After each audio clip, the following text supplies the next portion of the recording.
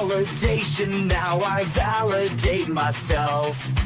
Building inner strength, putting doubt up on the shelf. No more unnecessary drama, no more wasted time. Climbing higher constantly, making my own climb. Standing on higher ground,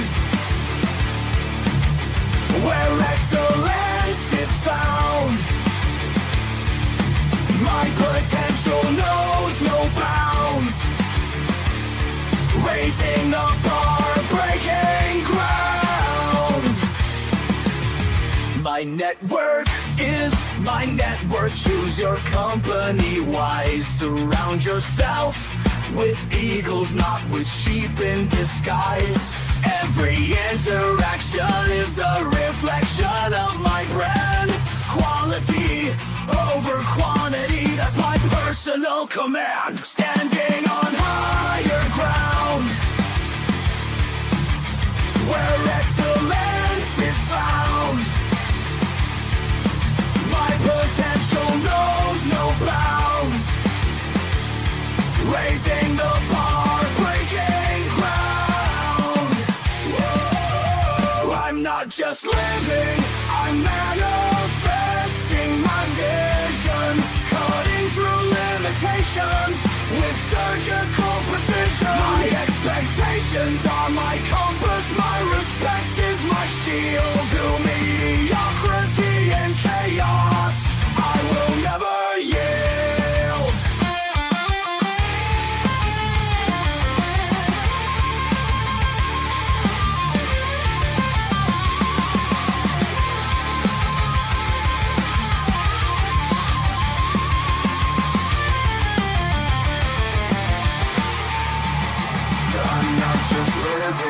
I'm manifesting my vision, cutting through limitations with surgical precision. My expectations are my compass, my respect is my shield. To mediocrity and chaos, I will never yield.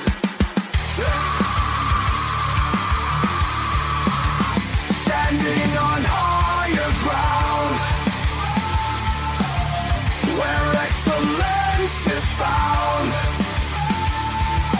My potential knows no bounds. Raising the bar, breaking ground.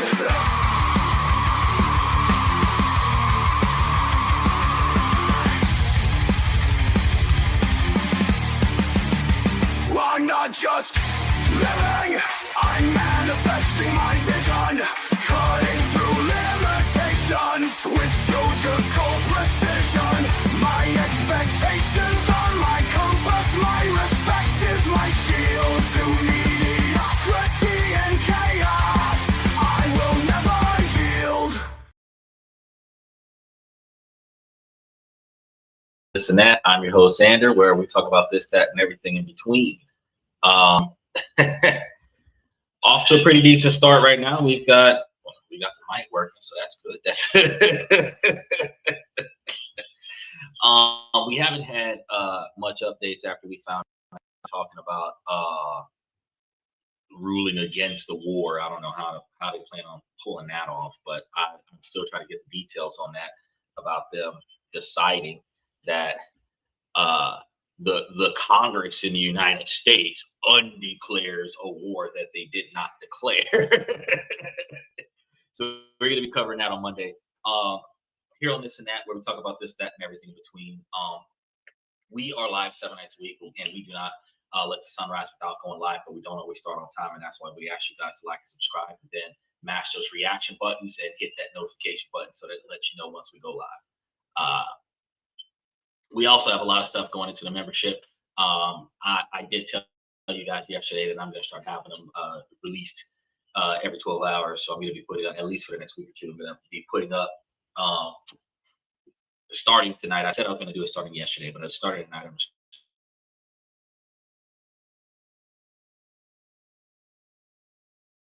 every 12 hours they should be released, at least for the next 7 days, probably the next 14 days. And then after I get that, all of that stuff together for you guys, because we I'm reintroducing into the membership all of the information that we've got between January and now, which is about 6 months worth of information. And I'm putting it into the membership on a regular basis to catch up the membership to all of the information that we have, which is good. It's like a refresher for you guys in case you forgot something that we talked about a while back that you guys want to pay attention to. We're going to be putting that stuff into action and putting it back into the membership so that you guys can kind of get that, and then giving you guys what's going on recently, the stuff that we've been talking about recently, so that you guys can also stay on top of the information that I gave you guys recently. Now, beyond that, being 7 nights a week, we have different topics every night of the week. Sundays, questions and comments from the fans. This Monday, we're going to be talking about, because Monday, Tuesday, and Wednesday is business and politics. We're going to be talking about this Monday how politics negatively impacts our ability to make, save, and invest money through all of the effort that they put into making that vote to stop the war. So we're going to be talking about that part. Look at the delays and lag. It is not moving the way 5G.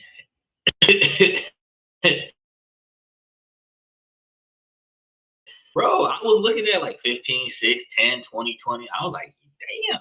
Like 17 different dividend paying stocks, you get paid 17 times in a month. I was also looking today because remember I talked to you guys about planning for the future. I was also looking today about building a trust and then putting these exact same stocks into a trust account where the trust would be handling it, where eventually a trustee, a third-party trustee, can take over it and do whatever it is that we were supposed to be trying to do in the original investment platform.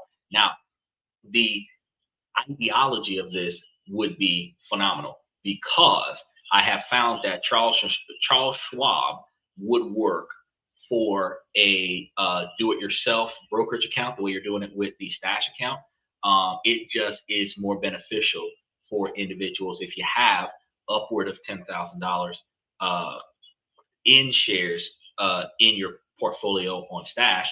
You can transfer it directly to Charles Schwab, but Charles Schwab doesn't do fractional shares and ETFs in the transition. So they'll take whole numbers, but if you have like 5.7, they'll only take 5, and then the other 0.7 will be converted to cash, and then you would reinvest it, because the difference between Charles Schwab and Stash App is that majority of the stuff that you invest in might require you the full dollar amount share of each one of those items. So when you move over to Charles Schwab, you're not really doing fractional investing. They do have an ETF level over there, and any of the ETFs that we list, that I have listed on there from the membership, that are ETF level investment opportunities, yes, they will whole dollar invest fractionally into the ETFs because that's electronic transfer funds. But for actual stocks, if you wanted to buy the actual stock, not the ETF, with Charles Schwab, you have to buy the exact dollar amount. So for things like Johnson & Johnson, that's like $300 a share, you would have to have the whole $300. You couldn't put $3 down at a time to get the stock. But the ETF, if you wanted to put $10 on each one of the 17 stocks, you could put $170 on the account and divide it between the 17 ETFs, if that's what you want to do. So I was doing research on that. And I should be trying to put that information into the membership as well for those individuals that are building their portfolio through Stash App, and they may want to eventually transition it over to a trust account and then have the trust account take over the investment opportunities. Now, currently, while you're doing low-level investments with low portfolio size, you're going to get more tax deductions as a personal investor than what you would as a trust. So what you get from the trust is going to be in legacy transitioning, not as many tax deductions, right? So you'll evade the probate tax, but that's not going to really benefit you beyond that. So say, for example, you were building a trust for your father, Stephen, and you were putting all of the money on his behalf into the trust and building up the trust, and then you would be the successor beneficiary. You could use Charles Schwab to set this stuff up on his behalf. You could be the trustee for him, and then the when he passes away, it becomes a irrevocable trust. And then how it is structured, how it's functioned, is how it must always function. And then when you have a secondary third party trustee take over for you, where you're just a beneficiary receiving it, and the third party trustee is handling it for you, they're doing exactly the way you would have done it, and still factoring in your discretionary distributions. Now, if you're doing it, you can do multiple trusts. So you could have a unilateral trust where any property that your father has that you want directly to go to you as far as utilization, and any capital that your father has that you want to directly go to you as far as utilization, you can set up that particular trust where you have, from this trust, money will go in, the brokerage account will do its thing, and then say 50% of the dividends will go to me as a cash payout, and the other 50% will be reinvested into the brokerage account. Now, you can set that up where you can keep building that particular trust by itself, and then you can also create a second trust for the wife and kids and everything to that effect, with all other estate stuff that she's involved in, right? And that also leads us back to our girlfriend contract that we talked about before, because if you get into a relationship with her, you have a irrevocable trust that you are on from your father. That has nothing to do with your relationship with her, because that was established ideally before her, and her contributions would go to the trust that she is a beneficiary of, and that distribution would happen in that scenario, which could give you a lot of legal protection, because you would be um, the stuff that you had before her would have been set up on one side, and anything that she gives you, it would be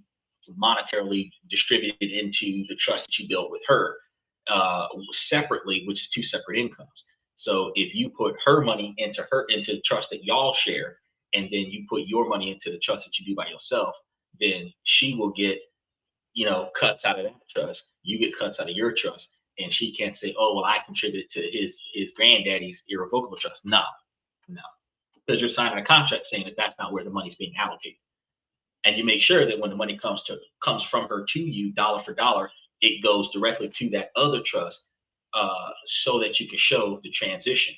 And that's one of the reasons why you have multiple bank accounts. She gives you the money into a specific bank account, and that bank goes to the trust that she's going to be a beneficiary of. Your money goes to a specific bank account that goes to the other trust that she has nothing to do with. Paper trails, right? Michael's talking about ETFs are like penny stocks. Yes, ETFs are exactly penny stocks. Penny stocks are identified as stocks that are cost less than $10, but ETFs are not exactly like penny stocks to the magnitude that they are electronic transfer funds, meaning that it's the monetary value of the stock that is being held against the stock as leverage, and you get benefits from that money without actually having to have the physical stock. So you're putting up the value of a stock and letting the company do their thing with it, and then um, they will give you the dividends based on the quantity of money you put up towards that particular stock. So if the stock is $100 stock, instead of buying a $100 stock, you can put up $100 towards a stock, and then the benefit of them using that $100 uh, will allow for you to get the $100 stocks dividend value distributed to you. Or if you did partial and you did 50%, they give you 50%, and you get that dividend distribution for as long as they have your money, right? ETFs are a lot more fluid, more liquidated than or liquidatable than actually having the physical stock and having to sell the physical stock to somebody else. Right? So, but there are stocks and bonds and everything else that are on ETF trading platforms that are equivalent to penny stocks by definition. For example, Orchid Island, Prospect Capital, Main Street Real Estate Investment Trust, um, Realty Income, Altrail. Those are all stocks that cost less than $10 a stock to buy. AGNC, um, some of the ones that are closer to $20 a share to buy, like Armor Residential or um, uh, can't think of the other one, but it's like the ARR stock and ABR stock. Uh, Arbor Realty, that's the other one. Those two are like $15 a share. So stuff to that effect, those are really cheap stocks, but they're more like BDCs. They're more real estate investment trusts that are like under the category of penny stocks because penny stocks are super cheap. Now that we still have ETFs like Johnson Johnson, Shell, Chevron, ExxonMobil, DHT Holdings, International Seaway. Those are ETF style stocks that you can trade on the Stash app that are like 200 something dollars a share. They are not penny stocks. You can get like Tesla and Netflix and other stuff through ETF trading that they are also not penny stocks. So kind of you're okay, you're correct, Michael, but kind of you're a little bit off to the left with your assumption there. Man, we went from having awesome 5G to not so awesome. Gonna be back down to the 720. It's been raining, so fiber optics ain't been doing what we wanted to do. Either way, um, since we're talking about the Congress thing that's going to be happening on Monday, Tuesday we're going to be talking about Wednesday we're going to be talking about Canada because we talk about every Wednesday about different countries around the world to invest and potentially live in. Stephen asked about Canada. We're going to be talking about Canada. Tuesday we talk about different ways to make money, save money, invest money, budget money, change the way we look at money, change the way we make decisions, where our decisions actually impact our money. And then we start going into Thursday. Today's Friday. We do Thursday, Friday, and Saturday, which is self-improvement, personal development, relationship topics, socialization, negotiations, building your brand. And then as we started this week talking about promotions, raises, retirement, forced retirement, and severance packages, termination, and then giving you guys all the information that you need to work on building your 20 or 30 year, which is why I took that little moment to talk to Stephen about Charles Schwab, because um, if he's working his way into the position of building a trust, he's going to start off by building himself a brokerage account that's going to pay him dividends and do fractional investing. And then he can swing over to Charles Schwab and start putting money down on Charles Schwab, or transition his estate over to Charles Schwab after he has built the trust, or at some point in time when he has gathered enough capital to make that transition. Now, one thing I didn't say is that when you liquidate your account with Stash App and move it over to Charles Schwab, that will be a taxable event because any profits that you make off of that platform will be considered taxable income. But you remember that up to I think 3,400 or 3,600 worth of capital losses can be deducted off of that. So if your average between the gains that you had and the losses that you occurred, where the dividends are gains guaranteed and the depreciation of stock value is the losses expected, offsetting the losses from the gains, you might end up with, instead of having thousands upon $1,000 worth of taxation, you might only have like $300 worth of taxable income because you're living off the dividends, not the share value, since you just started within the last 6 months. And then you'll be able to walk away with only having a tax bill of like $10 or $20, but they don't charge taxes. It would be taxed at the normal rate, but they don't charge taxes on your total net income until your total net income creeps over $14,000. So if you got a full-time job, you're making like 40, 50,000 a year. That extra $3,000 to $5,000 worth of profits that you make off of, well, you're probably going to be making 15%.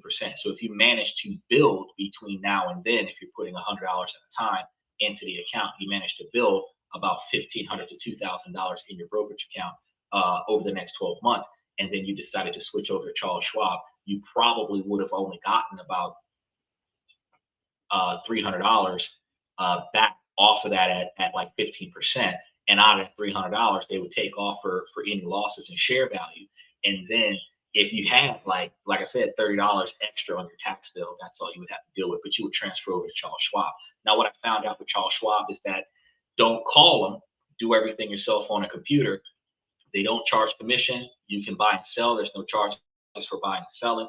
So the $36 a year or $32 a year if you're paying annually that you pay with Stash App, you would not pay with Charles Schwab. But I would switch over to Charles Schwab specifically because Charles Schwab is going to be what the trust is going to be about. You build the trust, you get the EIN, you get the trust bank account, and then you give the certificate of trust signed and everything like that, and then you turn that into Charles Schwab, where like you're handling your father's estate, you can be the first trustee of his estate, right? And then you be the successor trustee of his estate, and then you can assign a third person to be a secondary trustee where you can either relinquish your position as a trustee, or after you pass, somebody else can take over as a trustee. But as long as you're the trustee and the beneficiary, you technically own the stuff from a court perspective. So you're less protected than what you would be if you were not a beneficiary and a trustee at the same time. So say you built up enough money, you built the trust up, you have a third party trustee account that's handling your stuff, then you being the successor beneficiary, you just get whatever they give you based on the documents that were created. That's a separate entity because you're not handling anything of it. When you get to that level, that's when your assets are protected. You can send it to the trust. They can send you a check. You can send a check back and they can reinvest it into the principal. And then your investment policy might be, like I told you guys before, all principal investments go directly into the real estate investment trusts and BDCs with the highest interest values. And then the dividends from those trusts get redistributed into or rebalanced into the other platforms until those platforms reach the set values that I designed for the portfolio. And what that would do is during high volatility, when the trusts are at the highest interest return rate, where they're the cheapest with the highest return rate, you're putting a lot of money onto it to expedite the cash flow. And then you take the cash flow to rebalance it into the growth. As you experience the growth, you will be getting a better return on investment.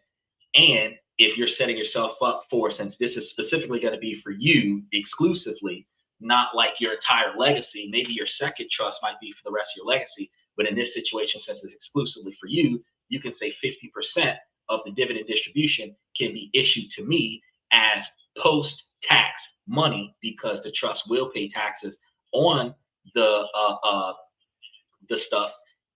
And if you do it as post-tax money, you don't have to pay taxes on it when you receive it. You got to make that clear in the trust, and then have the trustee redistribute the rest of the money back to the portfolio. Now, for you, while the trust is low, while you might not need the money, it might issue you a certain direct deposit to your account as a certain quantity of money on a monthly basis. You might set, since a lot of the accounts that you had collected typically are releasing the money between the 1st and the 15th of the month, you might have your payout on the 31st or the 29th or the 28th of if you did the 28th, it would happen every month. There wouldn't be certain months out of the year like February where you wouldn't get a payment. It wouldn't throw off the thing. If you said, well, on the 28th of every month or the 25th of every month, I'm going to get a deposit from my trust, set it up like that, then you're in a situation where you get all your money at the beginning of the month. The trustee does his thing. It allocates your proportion to you for the end of the month and take the remainder and put it into the portfolio the way. And then when you get it, you can send it back to them and have them put it back into the real estate investment trust and have them go through the cycle all over again, where until you actually need the money or until you're ready to start living off of the money, you can continue to, as a grantor, provide money to the trust to have the trust do what it does, and you'll be good to go. And that'll kind of help you with getting started with setting yourself up for future success. And then you can make a secondary trust for, like I said, everybody else, everything else, small businesses that you start up, new assets that you collect, new relationships that you get into. You can put those relationships into trust allocations and have a third party manage the money. And Steven says, the old man has no estate. He was never a man of means, he will pass in debt or with nothing. Medical care will take up all he has. Um, I do want to set up a trust, and I'll be the one in the family making money for it. But see, this is the thing, Stephen. Your dad has crossed the age of taxation. You reach a certain age where they stop charging you taxes on certain shit. So you got to pay taxes on your money. He doesn't have to pay taxes on his for certain things. You have the capabilities of building an estate under his name and donating whatever money that you earn into a estate under his name. Plain and simple. Any assets that you allocate to the trust that you're building under his name, because you live with your father, he's old, he's sick, you ultimately are taking care of him. You're in a position where you are pretty much like the power of attorney over his estate. So whenever you do something, he benefits from it. You make the primary decisions. Now, with that being said, if you take any extra money that he doesn't need and you put it into a trust, it's in that trust. Nobody can touch it now. When he passes over, anything that's left over that doesn't have a direct lien on it, like a car or a mortgage or something to that effect, that item belongs to the trust. If you have an item like a mortgage or something like that, and it is effectively put into the trust, because you can put houses into trust that have an existing mortgage on it, as long as it is designed where the mortgage company will still get paid from the trustee or the beneficiary, whoever, for the mortgage while the house is owned by somebody else. What that does is protect somebody else from loan sharking in there and coming snatching up whatever's left. Now, as far as debt collectors can't lien on any existing assets that the trust owns. So if your father passes, he owes a bunch of medical bills, he owes a bunch of credit cards, this, that, and the third. But say he has a functional vehicle that could be utilized as collateral towards a completely different debt. Instead of liquidating that asset to pay off the debt, because that's part of probate, is they sell everything that your father owns and pay for the debt that your father had, and then whatever's left over, they give to you, right? That's part of what probate is about. So if there's stuff that he has, doesn't matter if it's a Bentley or a beat up Geo Metro. What matters is that if you want to keep that and put it into the trust, you do that while he's alive and well, so that when he passes, it wasn't his when he died. And then all of the money that you put into the trust that benefited him is now benefiting you, right? You can even put it into the trust where there's no monetary allocation for the first 15 years. You can set it up like that, where you know he's not going to last 15 years. And then the first dividend distribution that will be split 50% passed on will be passed on to the successor beneficiaries, because that's when the changing of the guard happens, where you become the beneficiary, and that's when the money starts being released. You can set it up like that. There's plenty of ways to set up a binding contract.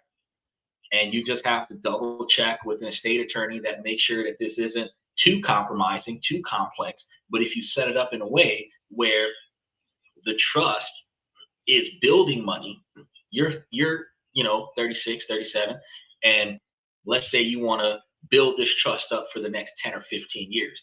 You can say that in 10 years or in 15 years, the first distribution will be issued to any active living beneficiary or secondary beneficiary that is assigned to the trust. You can do it like that. You can also have this revocable trust created and then have a life insurance policy put on your father, and then have that life insurance policy made the beneficiary of the trust. Then if he passes away, the life insurance policy goes to the trust. The trust is going to pay for the assets in the trust, any houses that you get, because he doesn't have to own shit. But if you get your shit together and you put the house that you want into the same trust, the house would get covered, the cars would get covered, whatever you put into the trust. Now, what people typically state is you don't want to put the vehicles in the same trust as stationary assets like houses and money and stuff to that effect, because a car crash can trigger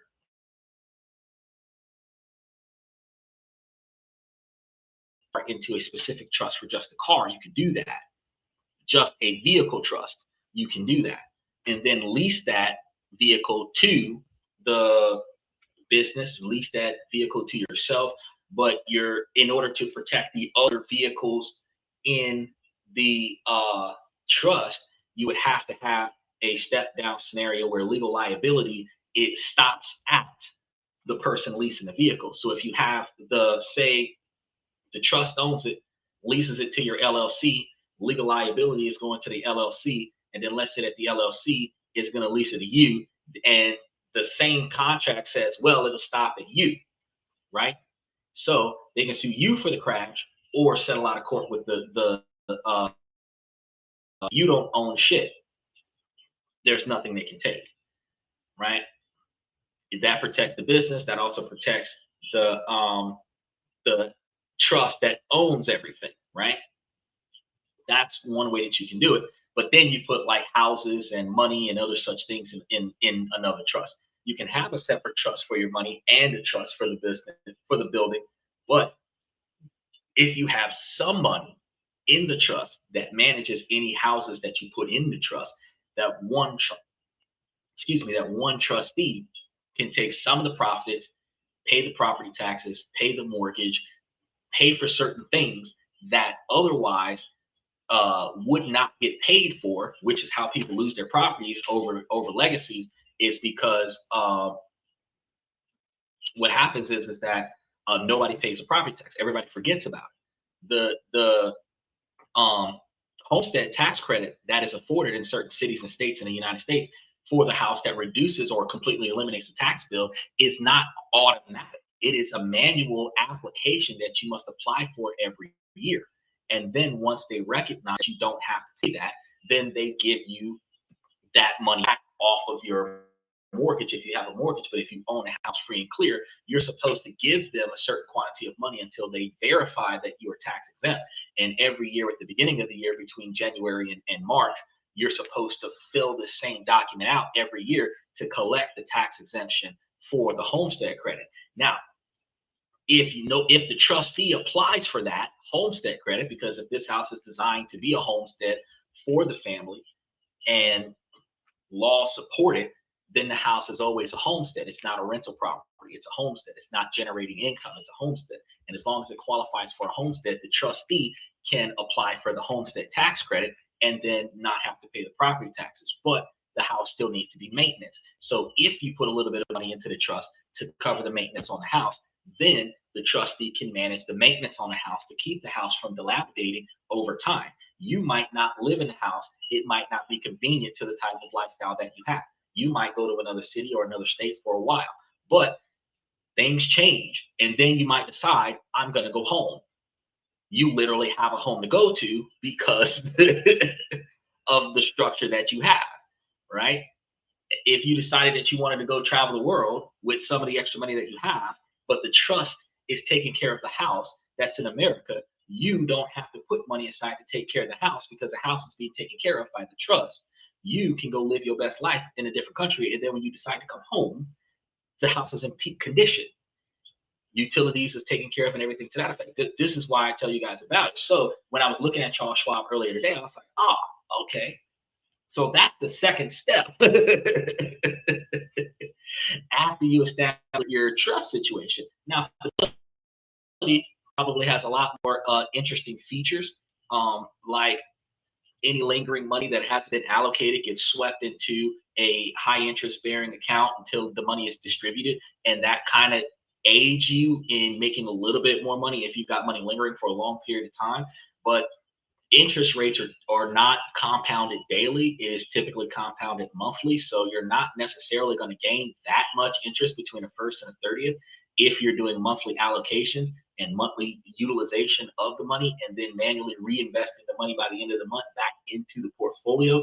Fidelity has an awesome scenario, but it doesn't necessarily benefit the requirement of turning the entire trust document in which ultimately makes it more accessible to public record. Whereas the certificate of trust document is the only need with Charles Schwab. So they don't need to know the ins and outs of your trust. They don't need to know who all is affiliated with the trust. They just know that that money belongs to a trust. And that keeps you more discreetly secured than anything else. And I think that that would be probably the best way to go. So I'm going to be putting that information for you guys into the trust so that we can continue moving forward with building our estate and building our futures. And since Charles Schwab is one of those things that's pretty much free to set up,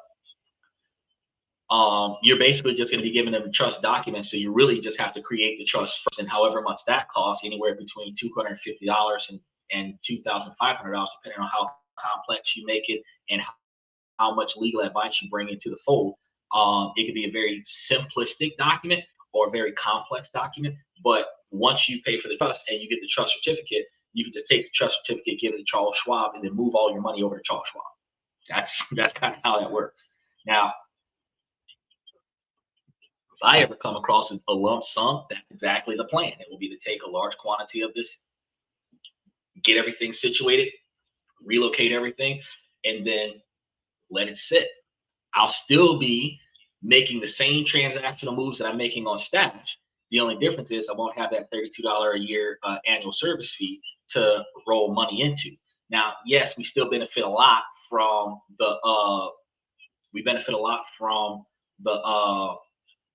the stock parties, but they're giving us like 11 to 15 cents a share off of the stock parties, which over the course of 10 months is like $1.50 a year. Doesn't really offset the $32 a year that you have from enrollment. Really, what benefits you every year for covering the $32 to $36 of enrollment is getting 2 or 3 people a year to sign up under your account so that it covers the service fees. Now, in that dynamic, if you are referring 1 or 2 people a year to do the Stash app, and they actually do sign up and they start using the Stash app, then you'll find yourself actually having the same equivalence with Stash app that you have with Charles Schwab.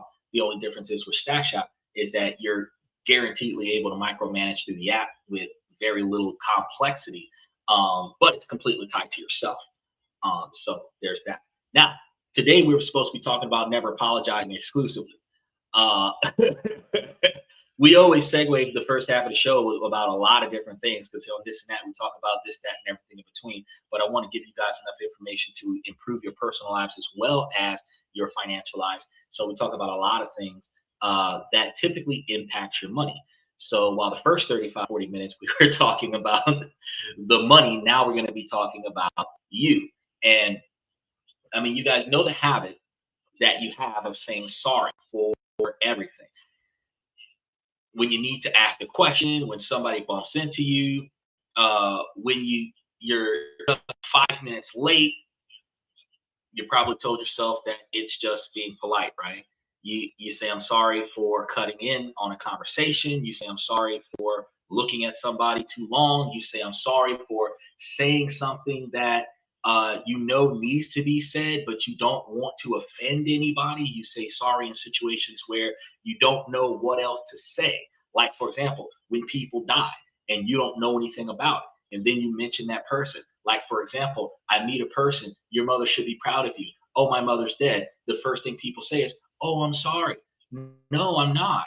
I didn't kill them. I didn't know they were dead. I thought that was a compliment that they would be proud of you if they were alive. But since they're not, apparently not. But I shouldn't be apologetic for that because I didn't do anything to you. But people instinctively believe every time the situation gets awkward, they should apologize. But what if I told you that for many of us, it has very little to do with being polite? For some individuals, it's a survival strategy. It can be a deeply learned tactic rooted in anxiety, and it might be quietly eroding your self-worth. In tonight's show, we're going to be breaking down why you might be doing it and how to unleash it. Because it's not just to be more confident, but to reclaim the space that you're allowed to take up in the world, right? Trader says, don't apologize for something you have you haven't done, but people think you did. Well, here's the thing. I'm going to take that one step further, FX trader. First, you're not supposed to apologize for something that you didn't think that for things that you don't think you did wrong. We're going to start there. Don't apologize for things you weren't involved in. Then I also believe that you should not apologize for things that you did intentionally. So even if the outcome wasn't what you expected, you did that on purpose. Why are you apologizing for the outcome? Why are you apologizing for getting caught? Why are you apologizing for how the other person feels negatively about your ability to make the decisions that you make? A lot of times people believe that that's the mic drop thing to say, oh, well, I'm sorry, but fuck you guys.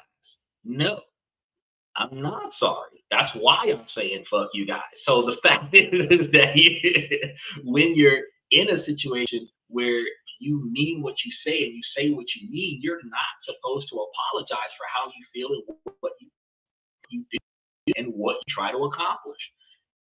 The only time that I strongly believe, and I'm going to be going into this in detail today, the only time that I strongly believe that you should apologize is when you were not trying to do that and you did not try to create that outcome.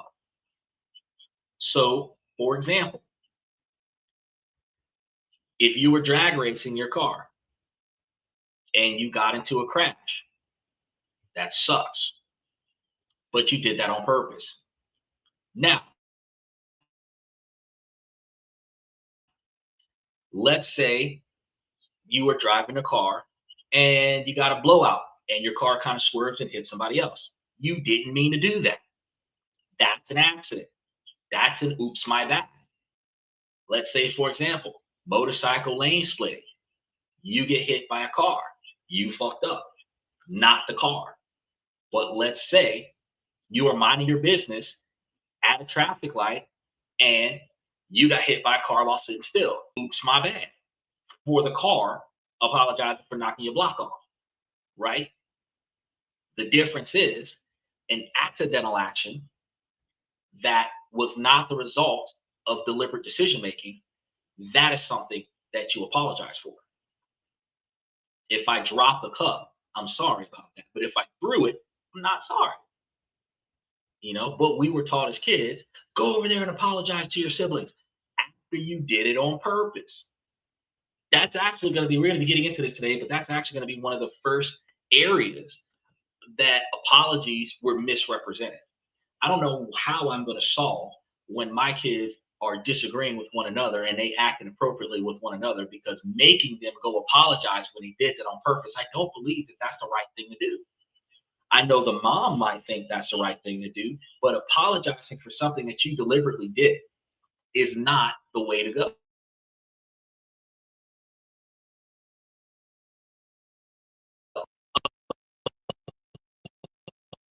Quick diagnostic. You guys let me know if any of these things sound familiar. You're in a meeting, you preface a perfectly valid question with, sorry, this might be a stupid question, but, and then you ask the question. Or you walk down the street, someone else bumps into your shoulder, and without thinking, you just say, sorry. Me, I say, excuse me. I don't say sorry. I could stiff arm you like me, Joe Green, and have you like Brock Lesnar shoulder block kind of thing, like till you fell on the ground, and I'd be like, excuse me, not sorry.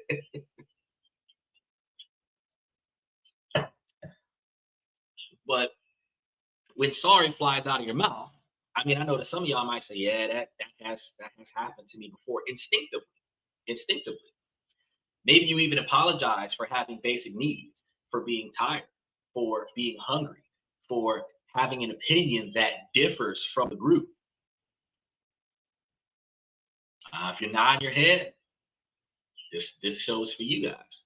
You'll be like, yep, I've been there. And if you haven't been there, you've at least been there with someone else that was doing this. So you've identified this at least indirectly in observation or directly in your own practice.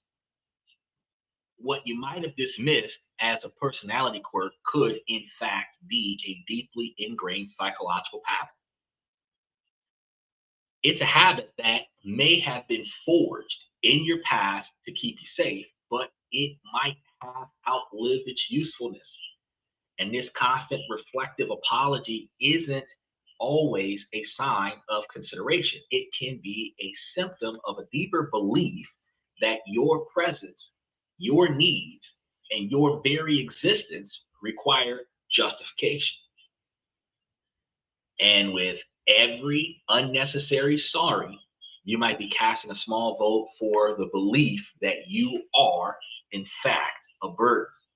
And today we're going to unpack this habit and replace it with something far more powerful, which is self-possession. Stephen says,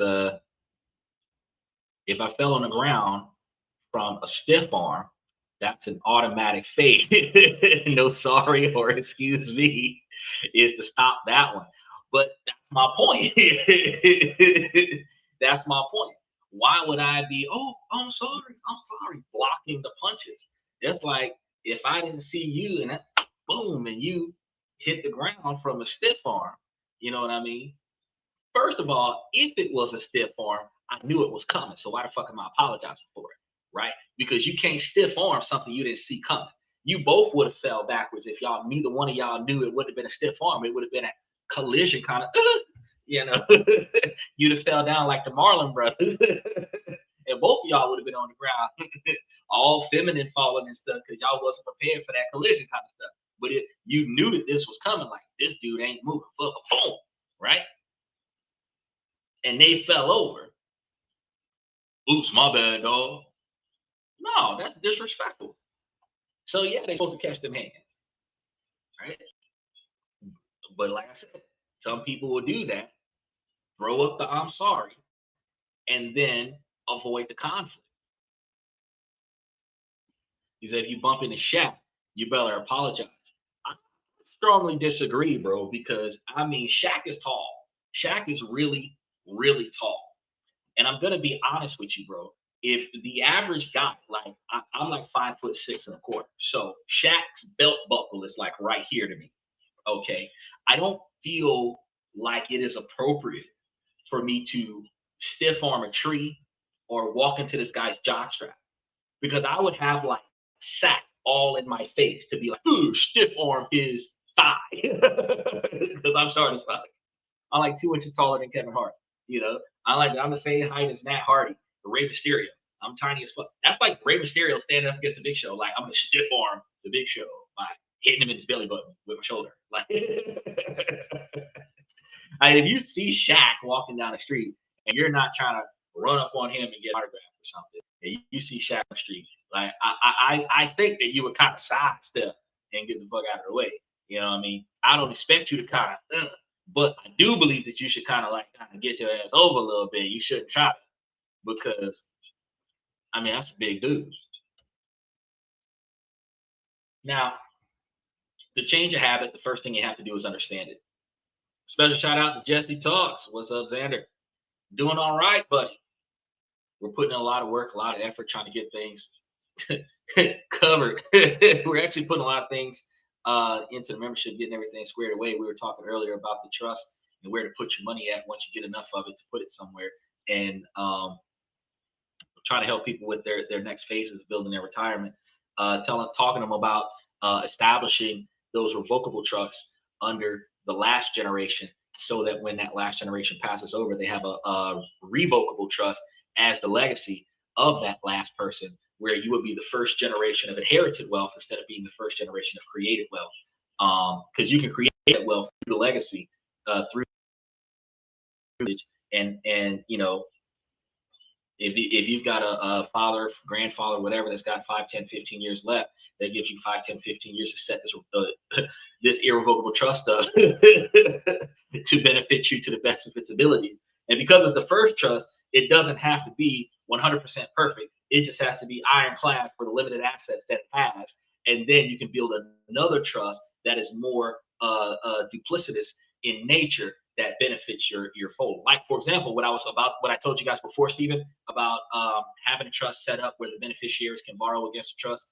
You can set a fixed amount out of the allocatable capital that can be borrowed from the trust. You can set it up where if there's discretionary money set aside, that would be where you would use a Fidelity bank account where some of the money that comes in gets moved over. You could set it up where you could borrow against the trust and get more than what you were intending, something to that effect.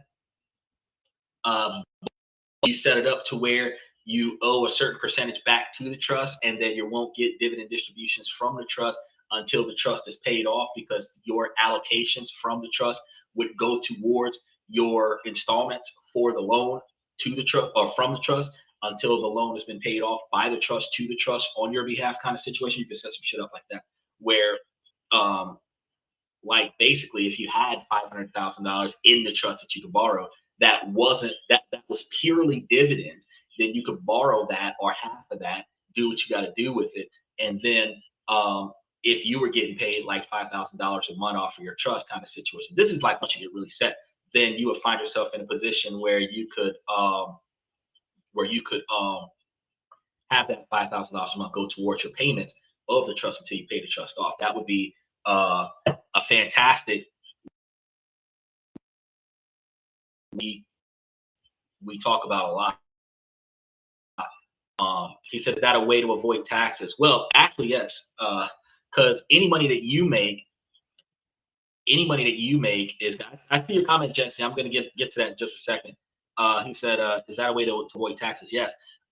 In a way, you're going to avoid some taxes, but you're not going to avoid all taxes because the trust pays for its own taxes. So there's going to be taxes somewhere. And the trust is going to get less taxation than you do. But you personally borrowing money from the trust, right? That's a loan, right?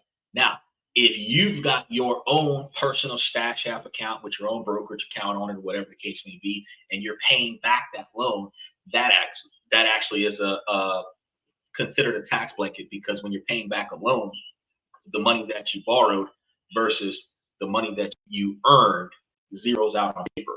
So that can happen. However, if you borrow against the trust, because you can have the trust do post-tax money, and the dividends are giving you a post-tax money, which means you're not going to get taxed on it when you get the money from the trustee. You can utilize that income without having to claim it on your taxes because it's already been taxed by the trust. It's not going to get taxed twice. That scenario, you're in a situation where you can just spend the money. But if you borrowed money from the trust to buy an asset, you can buy a car or whatever the case may be, a house, whatever the case may be, and the house is bought cash up front. So you personally don't have to make any money off of any of the money that comes out of the trust. The trust generating money from the brokerage account would make the money necessary in order to pay for the things that needs to be paid for, and then pay taxes on whatever they pay taxes on.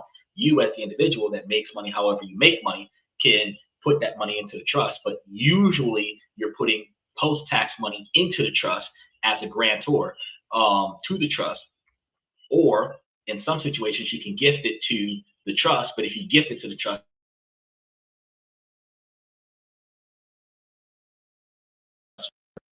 that it's not a 100% tax evasion scenario, but it does work in ways where you will see less responsibility to you, because again, these trusts are a legal protection, not a way to evade taxation.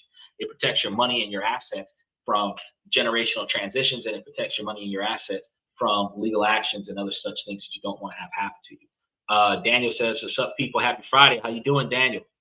Now, Jesse says, was at a political convention, over 2,000 people. Oh, congratulations. And he said, we endorse candidates for office. My first choice won a couple, and my second and third choice in other races won too. Also, myself and others led the grassroots to win. That's fantastic. Now, when are you going to run for something, Jesse?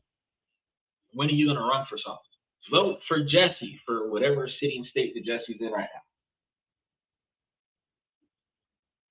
now. All right. Because y'all know that this year is midterm election. So there's a lot of stuff going on in a lot of cities and states in the country that's going to be making changes for the next 2 years up until the next president or the same president, depending on how things go. He said, my guy Royce White didn't win, but he gave some powerful speeches. He's undeniable. For governor, we defeated the establishment, and you defeat House Speaker. That's Minnesota. Oh no, Michigan. MN is Michigan. And we endorsed a black businessman named Kendall Wall. Good job. Special shout out to OG Kicks. Look, man, every time Jesse come in, he be doing big things. This man be making strides. He's changing the game. Oh, so I had it right the first time. I said Minnesota, then I switched over to Michigan. Because I'm like, MN is Michigan. Oh, Minnesota. Look, see, old heads knowing their states.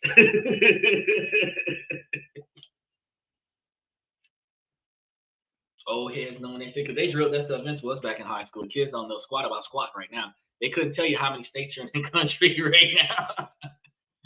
Excluding territories and provinces that are owned by the United States. I couldn't tell you how many states are in the United States right now. A lot of them would be guessing completely wrong, like the flag is just decoration. They don't know what, what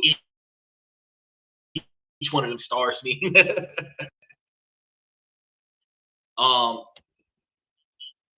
So Jesse, what we're going to be talking about on Monday, we're going to be talking about that conversation that happened in Congress earlier this week about them voting to stop the war, as if their vote can accomplish something. I'm going to be going into detail about how that would work and how that would impact the U.S. Military scrimmage against Iran. So if you want to slide by on Monday and put your 2 cents in on that, feel free to do so. All right, so back to today's topic about not apologizing exclusively. First thing we got to do is we have to understand what it is and why do we build these reflexive apologies into our communications, okay? The reasons are going to be very complex. And for many of us,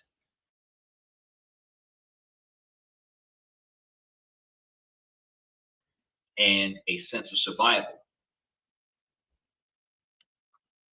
Okay, hold on a second. He says, we defeated the House Speaker, Linda Demuth, and she's super phony. Okay, I am very happy with the results. The establishment is pissed. Well, hey, anytime you can make somebody mad, you're doing it right. Keep doing what you're doing. Special shout out to Jesse Tuck.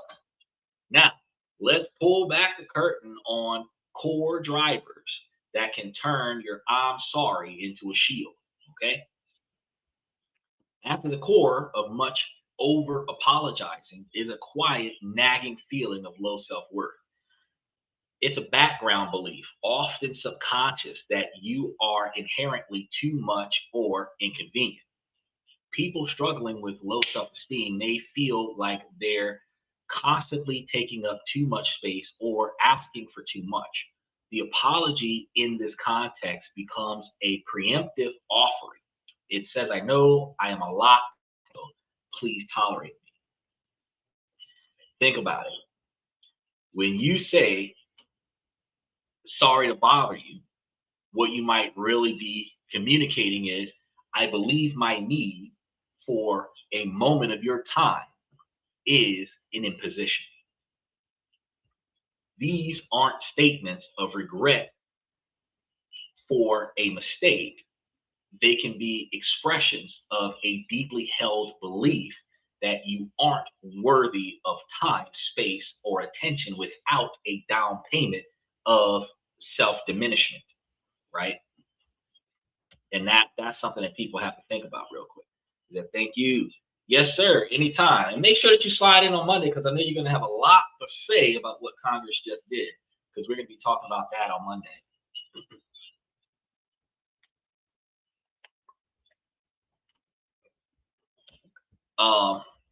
This pattern, the pattern of overly apologizing unnecessarily, can start in childhood environments, like I was talking about a little while ago, where a child needs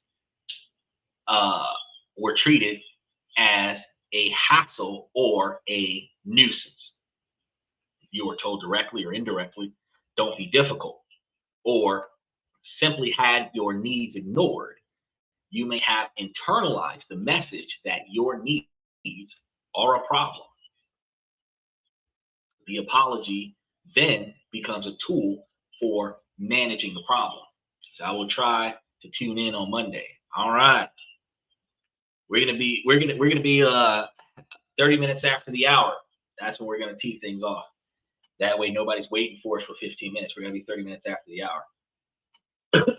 I'm gonna have that show scheduled this afternoon so that you guys can get it over the weekend, but we're gonna be here 30 minutes after the hour for that. Now, with every unnecessary sorry that you produce, you risk reinforcing this toxic belief that you are a burden, chipping away at your self-esteem. For many, over apologizing is an anxiety management behavior, right? So it's going to be a strategy to preemptively neutralize a perceived social threat, conflicts, criticisms, or even rejection. In a moment of social tension, the brain can scream, do something to make this stop. And I'm sorry is often the fastest tool available. Like if a guy walks up to try to talk to a girl, I'm sorry for interrupting. No, I'm not. Bitch, I came over here to talk to you. But that's what people do. It should have been, excuse me for interrupting. No, I'm sorry. But some people start with, I'm sorry before anything else. And this is going to be where we encounter a crucial concept from trauma psychology, the fawn response. Most of us have heard of fight, flight, or freeze. Most of us actually have only heard of fight or flight. Nobody thinks about the freeze because men are not supposed to freeze, right? But therapist and trauma expert Pete Walker identified a fourth survival response, which is fawn. So fight, flight, freeze, and fawn is the attempt to avoid that by pleasing and appeasing. Okay, it's a strategy that can develop in environments where asserting oneself or fighting back weren't safe options, particularly in your childhood. So, in such an environment, a child learns that the quickest way to de escalate a tense situation is to become small and agreeable and non threatening. They learn to take the blame to restore a sense of peace. I'm sorry becomes a phrase that might stop the yelling or end the silent treatment. The apology isn't about remorse, it's about survival. He says the deer in headlights. No. So the deer in headlights thing that you're mentioning right now is the freeze method. So fighting is going to be standing your ground and attacking or defending yourself against what you perceive as a threat. Flight is going to be you fleeing from or running away from what you perceive to be a threat. Freezing is going to be the deer in headlights, where you see the threat and you are indecisive about whether or not you should run or stay and defend yourself. Typically, the freezing might happen when you're in situations with like oncoming train or an oncoming car, like you don't know what else to do. You're analyzing so many different scenarios while being afraid of being plowed over by this large situation that you end up just not doing anything and you get run over, kind of thing, right? That's freezing.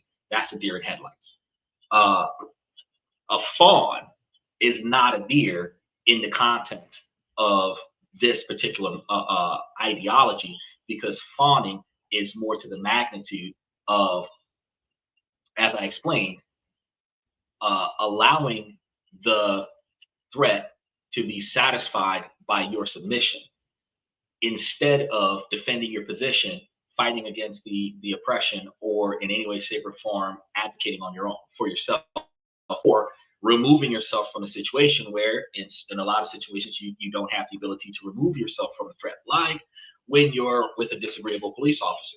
Some people might fawn in that situation because you can't fight the cop, you can't flee, and you have to interact. So you can't freeze, which puts you in a position where you fawn. You become more agreeable, more cooperative, more self-diminishing in order for the officer to have their self-entitlement moment so that they can get away from you so that you can finally leave, right? That would be fawning, right?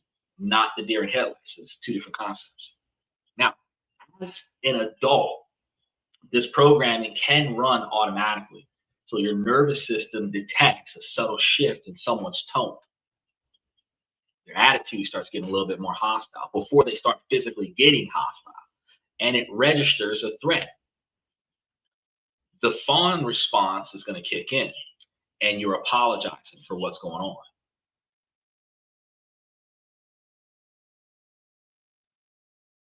You're apologizing to manage the other person's emotions and your own internal anxiety, right? The apology brings temporary relief, which reinforces the habit, creating a powerful cycle. Closely related to the fawn response is the broader pattern of people pleasing. People pleasers often have a core belief that their value lies in their ability to be helpful and accommodating. They feel a deep seated need to be liked and to keep everyone around them happy. Conflict in this worldview feels like the ultimate failure. I'm sorry, it becomes the ultimate social lubricant. Speaking of lubricant, no, I'm not going to do that today. But it becomes the ultimate lubricant, a tool to smooth over any potential friction where you apologize for having a different opinion because you don't want to debate with the other person. You apologize for saying no because you're terrified of disappointing someone else. He says, I apologize, not right. Okay, so that would be sarcasm. But you still threw the apology out there. So by apologizing and then systematically taking back the apology, you still gave the apology in the context of distracting the threat from its advancements on your autonomy. Then your rebellious confidence was able to retract the apology, which may escalate the situation, but it could escalate the situation after you've gotten a safe distance. For example, you might be approaching the higher authority in this situation and you're producing that apology in passing. And then after you get safe distance away from the threat, you not and try to like take it back after they can no longer retaliate against your defiance to submit to the other person's authority. But you still produced it in a deflective manner. Now, as a peaceable, as a people pleaser in this kind of role, the apology isn't an admission of guilt. Again, it's going to be a signal that says, I'm not a threat. Please continue to like me, right? It's still a situation where it's self-preservation. This habit can stem from being praised as a child for being the good kid or the peacemaker. You were rewarded for suppressing your own needs for the sake of the group harmony. And the irony is going to be that while you're trying to maintain connections, this behavior can slowly erode the respect and authenticity that really creates the connections that's required. Perfectionists. Perfectionists often have an extremely low tolerance for minor mistakes. So for perfectionists, any slight deviation from an ideal can feel like a personal failing. When this mindset is applied to social interactions, it creates a fertile ground for over apologizing. They might apologize for being 5 minutes late because perfect punctuality was the only acceptable outcome. Fuck that, I get there when I get there. They apologize not because they caused significant harm, but because they failed to meet their own impossibly high standards. right? This often goes hand in hand with a trait called hyper responsibility, a pervasive feeling that you are responsible for the actions and feelings of everybody else around you. And a lot of times this is socially imposed. If you are 5 minutes late for the meeting and everybody was waiting on you, you have inconvenienced the group and therefore are supposed to, by social expectation, apologize for how everybody else around you feels. Well, fuck you. You could have started the meeting without me, is my position. But an overly apologetic person would likely apologize. This isn't a formal diagnosis, but a recognized psychological pattern. If a friend is having a bad day, you wonder what you did, not what the hell happened to them. And if a project at work struggles, you feel the weight of the entire failure, even though that wasn't even your project. Impossibly high standards are good, just accept that the apology is not needed. Impossibly high standards are not good.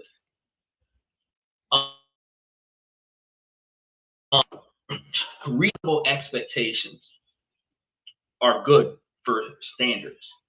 I think is, and you don't have to apologize for the way you worded it, but more to the line of nearly impossible or seemingly impossible goals, not standards.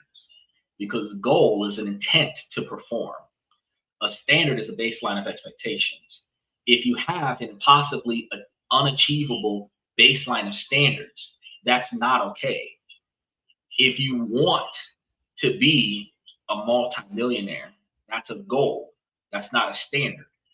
If you only affiliate with multimillionaires, that's a standard.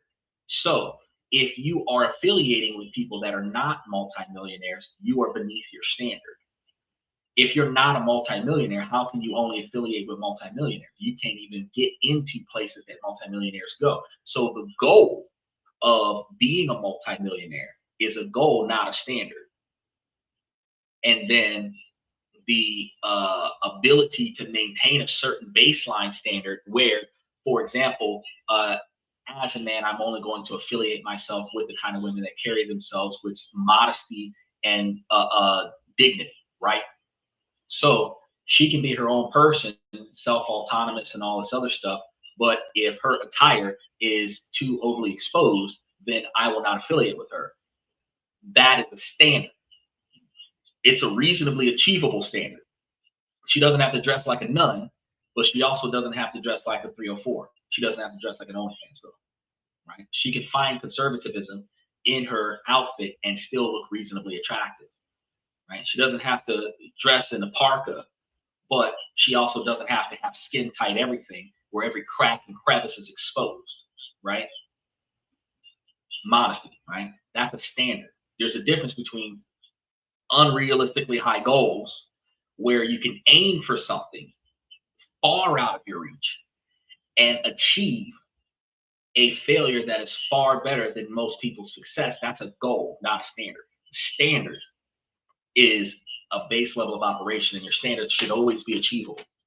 But impossibly high standards uh, is going to be the unrealistic expectations for behavior that a lot of women do that men try to adhere to that makes relationships fail.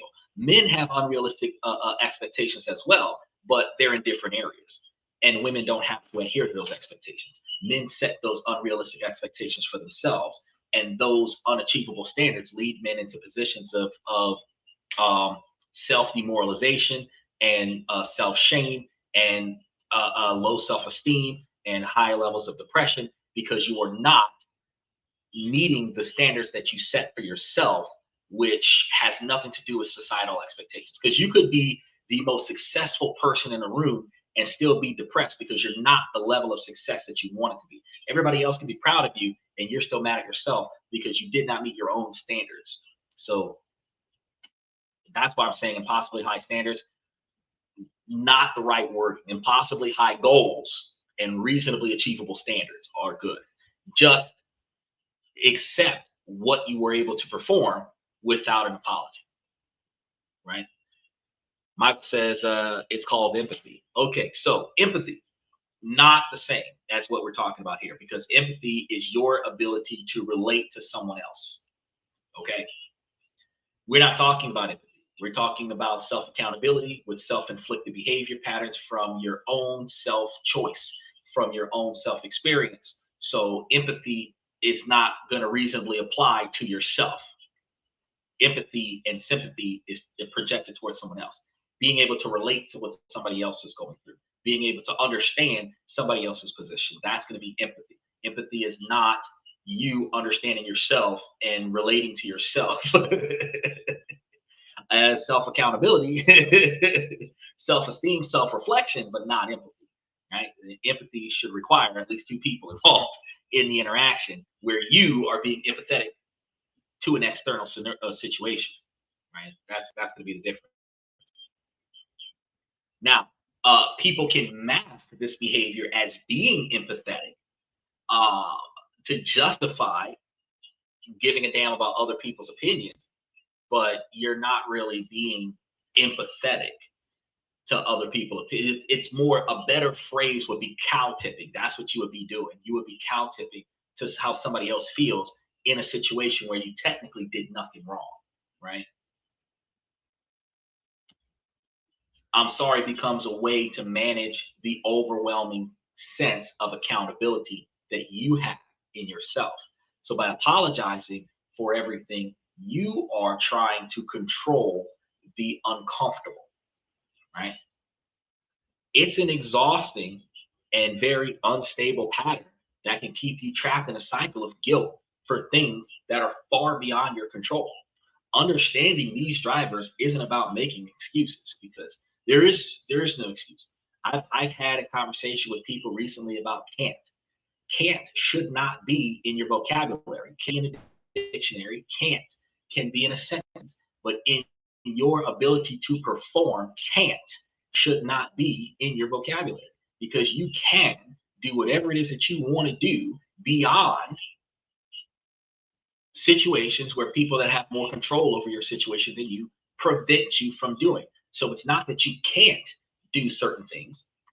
I can speed all day long, but the police officer's not going to allow that. After a while, I'm going to get pulled over. I can talk out of turn in court if I want to, but the judge is not going to allow that after a while, right? I could have been the president until the elected officials decided that if you got a felony and you're not Donald Trump, that you can't run. You know, I can do whatever I want to do in society until somebody that has more authority over the outcome of my situation than me prevents me from doing it. So I can't go and buy something from McDonald's because I did not bring enough money. That is, it's not a, they won't allow me to collect the items that I would get at the register because they have more control over the distribution of the items at the register than I do. So because I don't have enough money to satisfy their demand, I am unable to achieve my goals because they limited my ability to succeed. It's not a I can't, right? Here we go. Yeah. I can't fly without a machine. No, that is again, here goes. It's another scenario. So um, gravity has more control over your ability to stay grounded to Earth than you do. So you can jump as high as you are physically capable of doing, and gravity will systematically return you back to Earth. You can essentially, because hold on, let's really talk about flying real quick. This is a straw man topic. Let's talk about flying real quick. Buzz Lightyear said it with the greatest of ease. Buzz Lightyear made it clear that it is not flying, it is falling with style. Okay. You typically have enough forward momentum in a plane to have the wind drag prevent you from falling.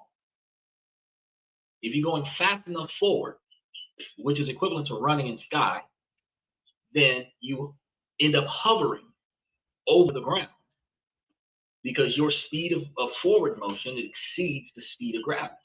Now, we call that flying.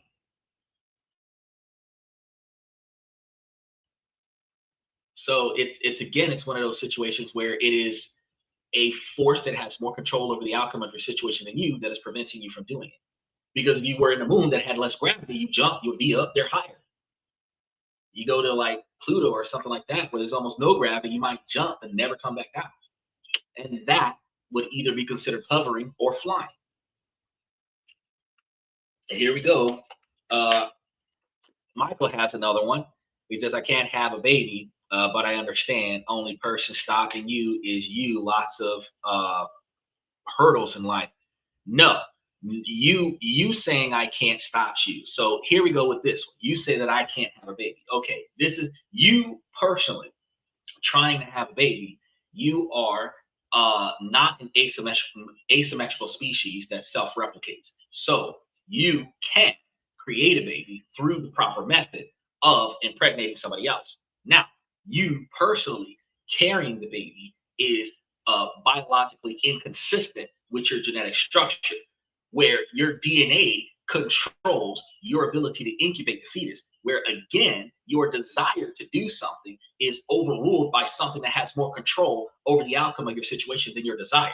So again, it is not a situation of you can't. We're just used to saying I can't. A lot of times we say I can't because we don't want to do something, so we say that we can't.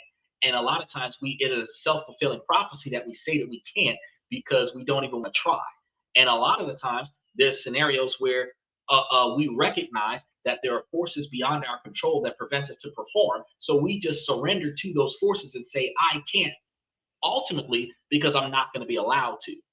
For example, you shouldn't take a gun to a courtroom, even if you have an enhanced gun carry permit, because they won't allow you to, not because you can't. You can, you're just not allowed to. So it's embedded deeply in the mindset, I can't.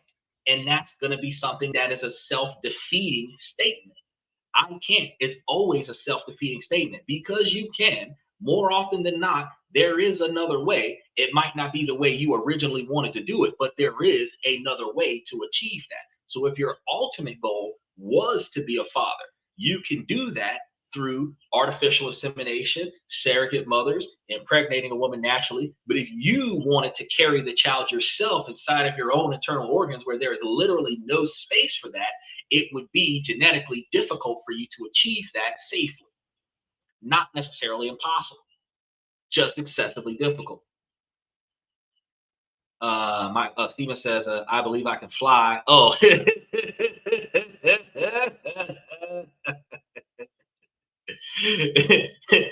I can't do it without machinery unless I'm falling with style and grace. It wouldn't be an I can't. It wouldn't be an I can't. Uh, it would be highly difficult without the right circumstances because again, if you were to free fall off of the Grand Canyon, you could find yourself falling with style. If you were free falling with a parachute, you could find yourself falling with style. You claim that you can't fly. You might need some additional machinery, like if you had a hang glider, and then you would be flying. So technically, you could fly, but it would require additional equipment to get it done because your body isn't equipped. Your DNA structure wasn't functioning for you to be a flyer. It wasn't equipped or structured for you to be a swimmer either. But a lot of people are in the Olympics swimming on a regular basis. Some people scuba diving without scuba gear. Again, it is not an I can't. It is a mindset that we have incorporated. This is the thing, and the reason why I entertain this straw man topic. So, as children, we have no limits. We have absolutely no limits. Our whole life is what if. The impossible be possible because we always start with what if. Adults teach us to say I can't before we even try. Well, you can't do that. Why not? Just because you can't, or because I said so. Not because you can't, because they don't want you to, right? And ultimately, we find ourselves saying, I can't all of the time for things that we actually could do. And then we never even try or apply ourselves to accomplish those things because we find ourselves in a position where we have put ourselves mentally in a box, restricted by rules that we have incorporated from society's exposure, that we are not allowed to do these things and we cannot perform these things. And that's why we cannot do what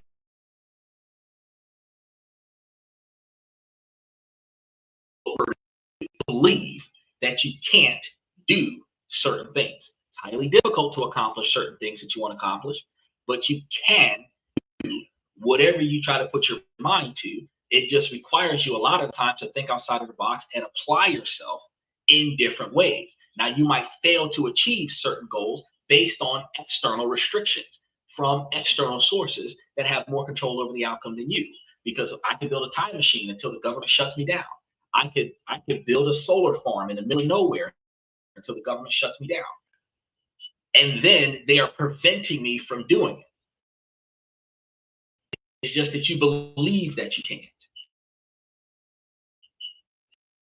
The first self-defeating factor, which kind of plays into what we're talking about right now with overly apologizing without having a reason to apologize, right?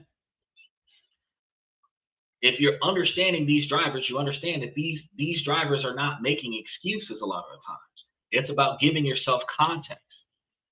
Your apology habit isn't a character flaw, it's a map. Your ability to say I can't for all kinds of things that have absolutely nothing to do with your capabilities to perform,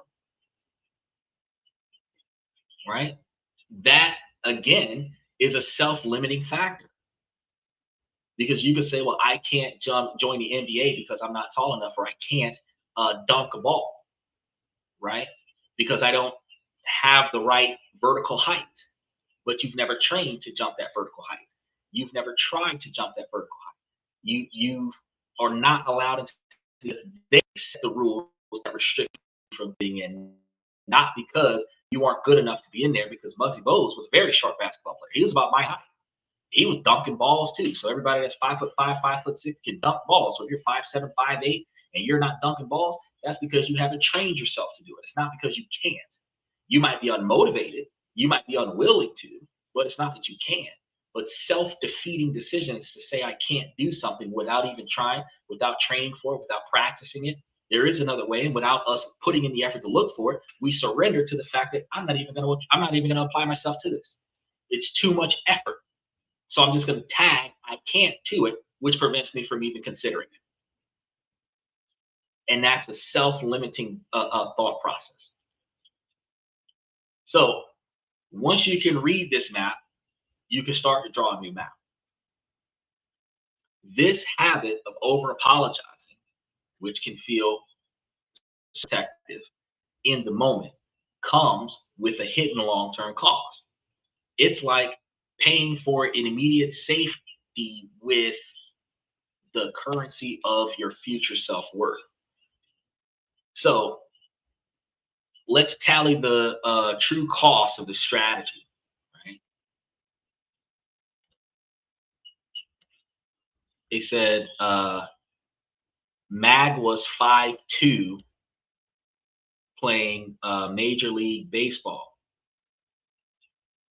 Okay, well, if you got a basketball player that was playing Major League Basketball at 5'2", and I'm 5'6", and he was dunking balls, and I can dunk balls too, then 4 inches taller than him, I have a longer vertical reach.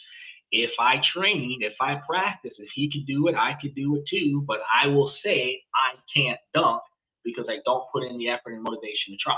I don't put in the training to try.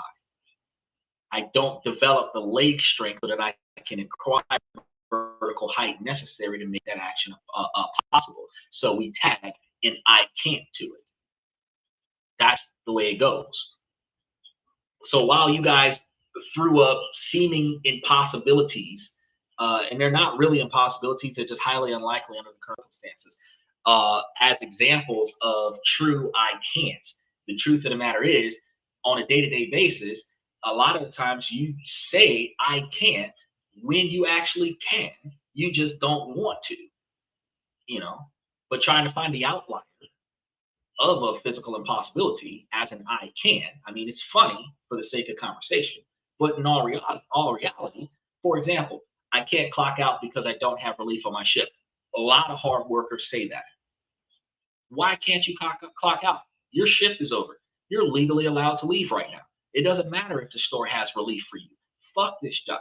You can clock out, go home, and leave them understaffed, but you feel morally obligated to stay.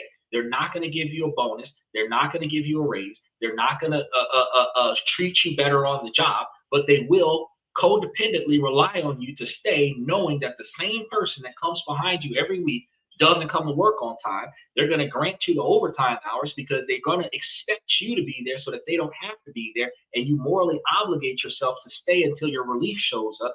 I can't go home because my relief isn't here. That's what I'm referring to, is that you self-limit yourself. Why the fuck do I have to stay so long because this jackass ain't come to work on time? I can leave. I choose not to because I can use the overtime hours. Right? So taking can't out of your vocabulary when it comes to your ability to reasonably perform things that you can actually perform, that is what I was talking about today. Now, let's talk about the cost of your confidence. Confidence is going to be built on self-trust and self-respect.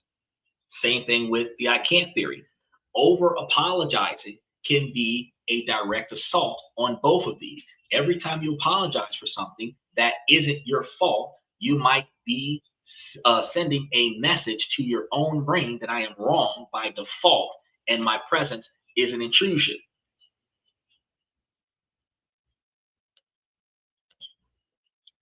He says, your relief has been fired. Doesn't matter. Doesn't matter if my relief is fired. It doesn't matter if my relief got into a car crash on the way to work. My relief could have a family emergency. You have to understand, one of the roles of management is to fill in the blanks for the crew. So if boss man was supposed to get off at 2, I was supposed to get off with boss man at 2. If my relief was supposed to show up at 2 or show up 15 minutes early and be there at 1:45, my relief isn't there and it's 2:10 for some reason and I'm still there, I should be able to clock out and walk out the store, and the boss's job is to stay there, fill in the blanks, or find a replacement. Stay at the store until the replacement shows up. It's not my responsibility to be that replacement, but a lot of people self-burden themselves to be the replacement on behalf of the boss to be considered dependable. But as we just finished discussing with getting fired and let go off of downsizing and everything to that effect, the company doesn't give a shit about you. You're a line item. Yeah, you might be buddy-buddy with the manager, but the most he's going to do is give you overtime to benefit the fact that boss man can clock out and go home. Y'all both started the shift at the same time. You're going to pull an extra 8 hours. Boss man's going to go home and spend time with his family. You got to call your family and say, I can't come home. Again with the can't, because so-and-so didn't come into work today. Your partner, again, this is going to be a way of apologizing. Your partner is going to take that situation and say, oh, well, since you're stuck at work, you're not stuck at work, you're choosing to be there. You're stuck at work, we'll change our family plans. But it's not that you can't go home. You don't want to go home. You want that overtime because you need that money. Yes, managers are paid a salary, but managers are responsible for scheduling the shift, and managers are responsible for filling in the blanks in the schedules of the shift. So regardless of whether or not a manager is getting paid hourly or being paid salary, if the manager makes a schedule that falls through, the manager has to fill in those blanks. Unlike with an athletic team where the coach cannot get on the field and play one of the positions, the coach has a responsibility that when one of the players doesn't perform, that they substitute that player with the player that can perform. In a business, when the manager puts people on a schedule and one employee doesn't perform, they're supposed to substitute that employee with another employee, which is why they start calling other employees that have been psychologically conditioned to be on duty and dedicated to the job, where they have to go into work on their day off because the company is shorthanded, where they're duty bound to go to the company because the company is shorthanded. Has shit to do with the fact that they don't have to go. They can tell the boss no and hang up the phone and turn their ringer off and not answer the phone until they go to work. Right? Now, revenge tactics is that the manager is going to treat them differently when they can't count on you to fill in the blanks. But the fact is that you didn't have to do that. You chose to do that. And you didn't have to stay at work. You chose to stay at work. You said now hire. Exactly. Now, your subconscious mind is always listening, and eventually it can start to believe that you are, in fact, a person to be sorry for. The same way your conscious mind is listening to this, and you're going to continuously say that you can't leave, you got to stay, you can't stay home, you got to go to work on your day off, you can't do this, you can't do that, you got to do this, you got to do that. You are self conditioning yourself to put yourself in a position that you actually don't have to be in. You choose to be there, and you shield that potentially inconvenient choice. I'm not going to say it's a bad choice. It's just an inconvenient choice. You shield that inconvenient choice with the blanket of I can't and I have to, which makes it external moral obligation. You don't have to, and you can. You just choose not to, and you choose to. You guys got to understand, when you start taking more accountability for the decisions that you make, you start realizing there are certain things that you actually should be doing that you just don't. And sometimes some of these things that you're not doing is the reason why your life is not going the way you would prefer it to go. Right? You can't get everything that you want in life. And I'm going to say it like that. The reason why you're not going to get everything that you want in your life is because you're not going to apply yourself to get everything that you want in life. And there will be situations where people have more authority over your ability to succeed, and they will prevent you from getting certain things in life. But you can achieve a hell of a lot more things in life if you apply yourself more to the mentality that I can go as far as I am willing and capable of going until an external source deliberately prevents me from succeeding. Right? This is going to create a feedback loop, because if you feel insecure, you apologize. The act of apologizing can reinforce your insecurity, making you more likely to apologize in the future. It goes the same way with saying I can't. Interestingly, one study in the European Journal of Social Psychology found that participants who refuse to express remorse for a minor transgression actually showed signs of a greater self-esteem and an increased sense of control. People are going to consider that person an asshole. People are going to consider that person more harsh and unforgiving, but they have a higher level of self-esteem, a higher level of self-value and self-worth. By constantly taking unnecessary blame, you may be actively giving away your power.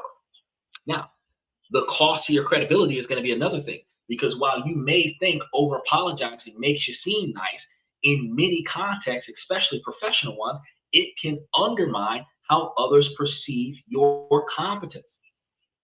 So imagine you're in a business meeting. One person says, sorry, I know we're short on time, but I have an idea. The second person says, I have an idea and I'd like to share it.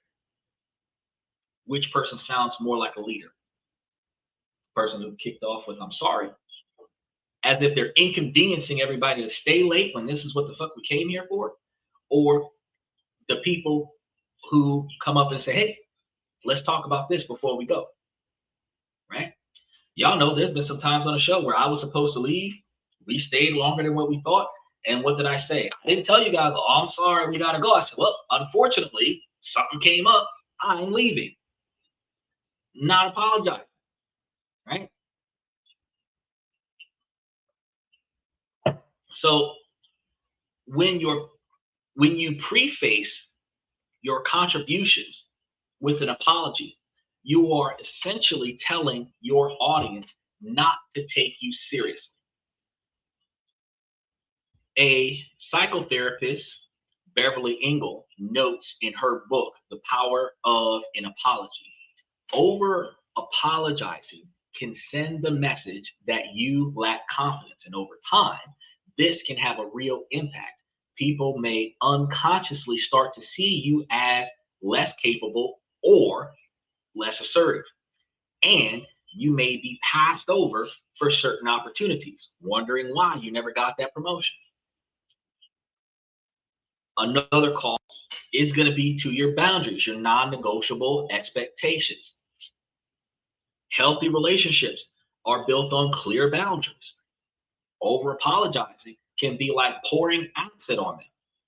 When you apologize for saying no, you are teaching the other person that your no is actually negotiable. You're implying that they have a right to your time, that you are wrong for protecting that time, right? Saying sorry, but I can't stay late tonight frames your personal time as an inconvenience. A more secured, non negotiable expectation for behavior would be stated simply like, I won't be able to stay late tonight. Or more effectively, I will no longer be available after a specific time. No apology, no justification. A lot of the times, over explaining is also a bad thing. I won't be able to stay late because whatever is going on in my life that validates why I'm not going to stay late. That's not necessary. I'm not going to stay here after a certain time is all that you need to declare. It doesn't matter why. What matters is I'm not going to be here. Now, you can like that or not.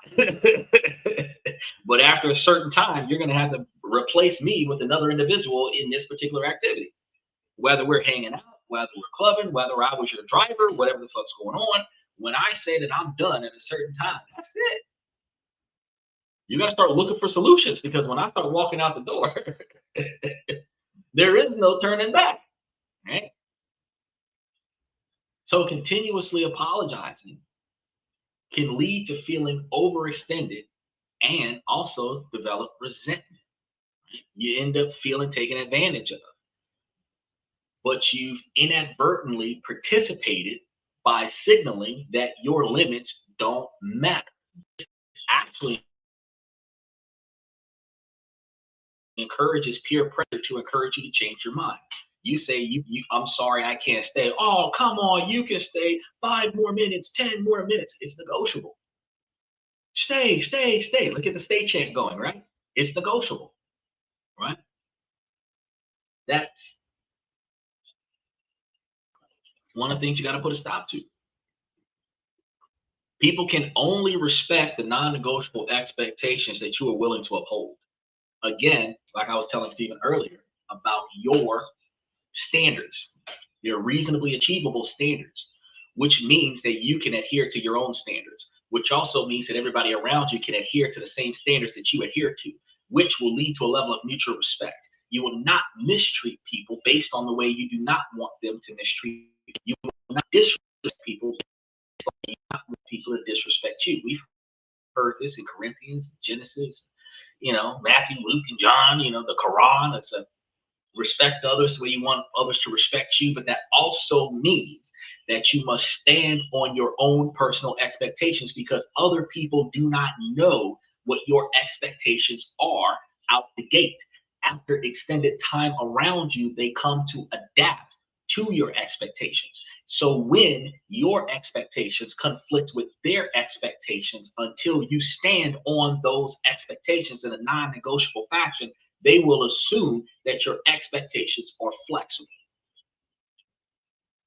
That's why this is important. So instead of allowing them to change who you are and how you behave and how you perform, you encourage and insist that they must adhere to these standards. Now, if you've been around these people for a long time, you're changing for the better. The way things used to be with you and your crew, it's not going to be the way it's going to be now. You are improving to a different kind of person. You're evolving on another level. And as you evolve, your standards are going to evolve too. So things that you used to allow back in the day are things you allow today. You do not have to explain to your network that this is the way things are. You show your network, projecting yourself in a more sophisticated fashion, articulating yourself in a more clear and concise fashion, and then being clear about your current expectations. This is the way I behave. This is how I expect you to behave around me. You reinforce that by limiting the time that you spend with people who don't respect those expectations, which means that if I was planning on being here for 4 hours and you get out of line, instead of me disciplining you in front of society, I'm going to remove myself from the situation. I thought you were going to be here for the rest of the night. So did I. But I'm not going to stay here with that behavior. I'm going to go. Even if they apologize, it is irrelevant because they did that on purpose. It wasn't an accident. And at this point, I no longer want to be affiliated with this engagement. So I'm going to remove myself from it, and we may try again another time. But when we try again another time, your ass is going to behave if you expect me to stay here, right? There is a way to articulate your expectations in a respectful fashion without having to chastise an adult. Simply removing yourself from the situation. But this isn't a freeze out. This isn't like what women do with the silent treatment and deflecting affection and everything to this effect. This is you saying, okay, we came to this event for this particular reason. Your behavior is inappropriate and it is embarrassing the group. So I am leaving. You can come with me or you can stay. But I will not be here after the scene that was just made in this location. Now, that person will recognize that we don't wild out in the street. Parents who take their kids to the grocery store. We could have went to the grocery store with the expectation to go shopping. Kids start wilding out in one of the aisles. We're not shopping no more. Leave the cart, take the ass back home. You may administer a certain level of discipline at the house, but next time I go to the store, your ass ain't going. They're going to be, oh, well, why can't I go? Because the last time that we went, you misbehaved. The next time that I take you, you will behave. That's it. The way I expect you to. So that's, and I know a lot of y'all remember this when we used to go places with our parents.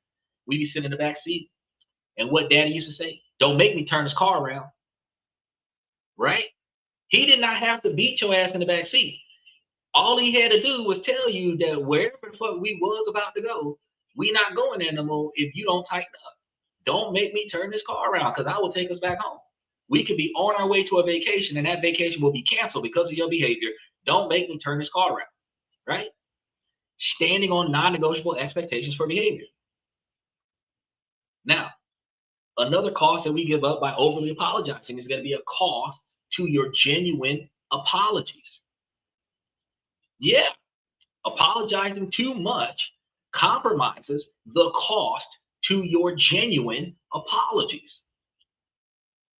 Words get their power from their meaning. A sincere apology can be a very powerful tool for repairing a relationship. Okay? When sorry becomes your default response to everything, it gets diluted. It loses its emotional weight. If you apologize for the weather, for someone else bumping into you, and for asking a question, how is someone supposed to recognize when you are genuinely sorry for a real mistake that you are actually responsible for? Your apologies become background noise. By overusing the word, you rob yourself of one of the most important tools in social connections, actually saving the sorry for when it truly counts, restoring its power to its purpose. You didn't see somebody's car and you ran into the back of their car by accident. You didn't intend on doing that. You are genuinely sorry. Your ability to articulate that is a lot different than drag racing through the streets. I'm sorry, but not sorry. Not the same, right? Understanding the why as well as the cost is going to be the first step. Now let's move into how to change this. The goal isn't just to stop saying sorry altogether. That's like telling somebody with anxiety just to relax. Instead, we're going to replace this reflexive habit with conscious, empowered communication. Okay? You're not apologizing for every single thing that you do. You're going to rephrase this in a way where you articulate differently your intent and your results. First step, you want to build the awareness, because sorry inventory is going to be immense when you first start doing this. You can't change what you don't see. So for the next week, for the next month, become a detective of your own language. Your mission is to conduct a sorry inventory. All self-improvement requires, you guys are going to have like a wall full of journals of self-help books, self-constructed self-help books by the time you guys finish with me. Because in order for you to better yourself, you have to see it in order for you to recognize it. But you're going to overlook some things and you're going to forget some things, and it is easier for you to jot it down and look back at it later than it is for you to recall it from memory. So while you can just recall certain situations, you're going to dismiss a lot of those situations, and then you're not going to have enough information for you to be able to more effectively make the change. So it is more effective. So I'm not going to say that you can't do it without writing things down. It's more effective if you did write it down than it would be for you to just think about it throughout the day, right? So you want to use a notebook or the note app that's on your phone.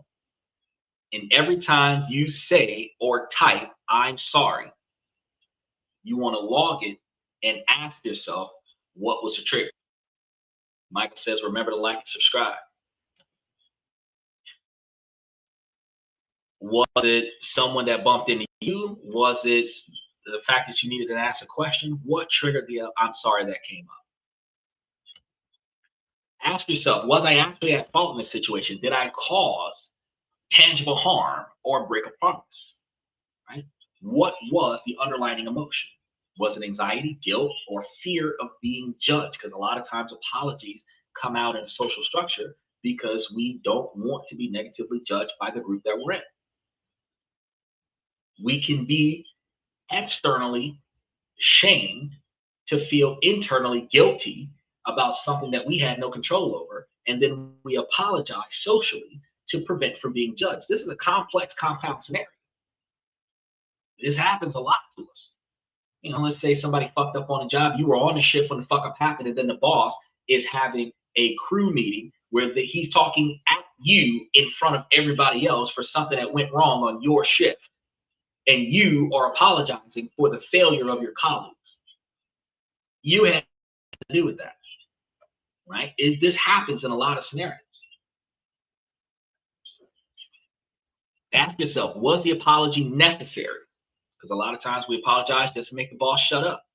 A lot of times we apologize just to make our parents stop with the discipline. Apologize to not be grounded. Apologize to not catch a whooping. Apologize to not be fussed and cussed and yelled at, especially if it's happening in front of our friends, of our social group.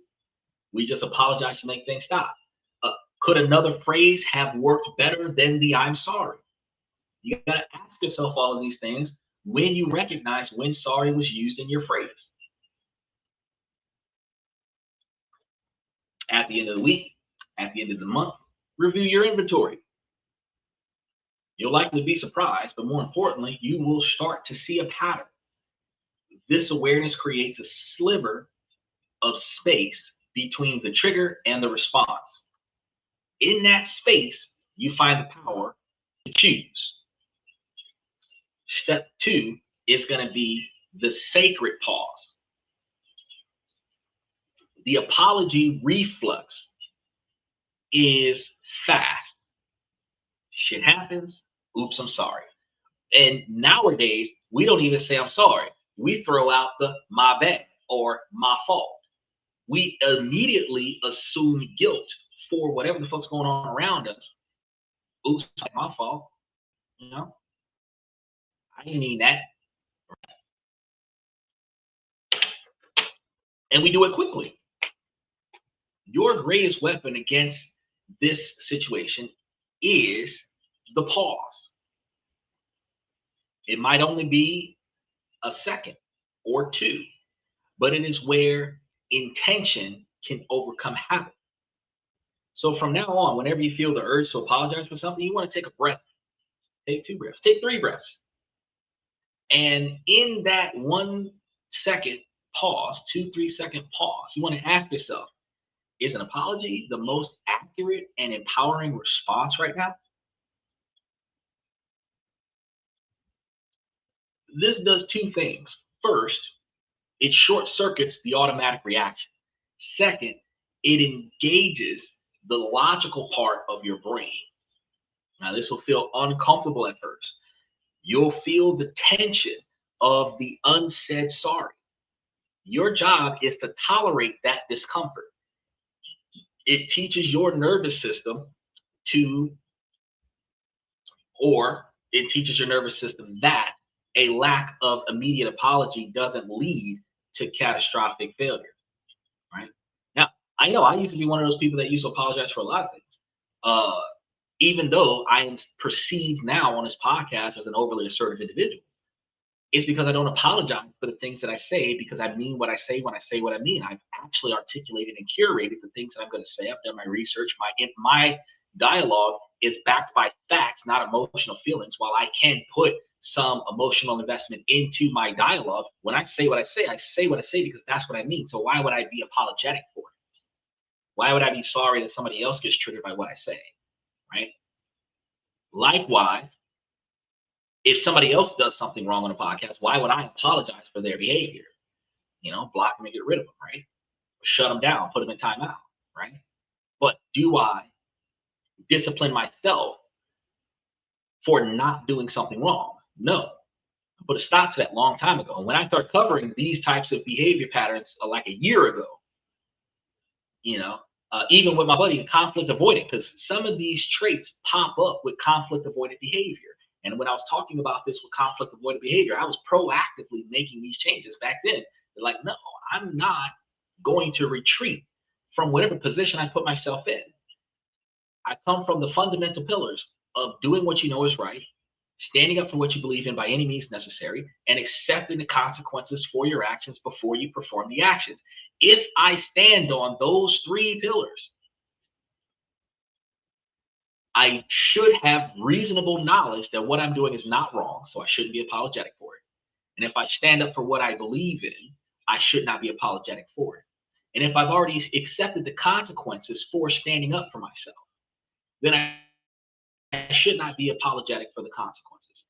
Once I started reinforcing this mantra, ultimately, some people are going to find it arrogant because I'm not quickly submissive to a situation that I'm not supposed to be.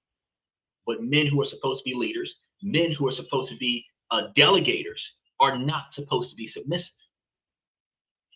If we're supposed to take charge and resolve conflict, then we are supposed to take charge, not ask for charge, and then resolve the conflict, meaning finding a solution, whether you want me to or not, to put a stop to the situation so that we can move forward and either enjoy our day or potentially make money, whatever we were about to get into, right? Simply trying not to say sorry is going to be hard. So the most effective strategy to have a new, more accurate phrase ready to go that replaces that sorry.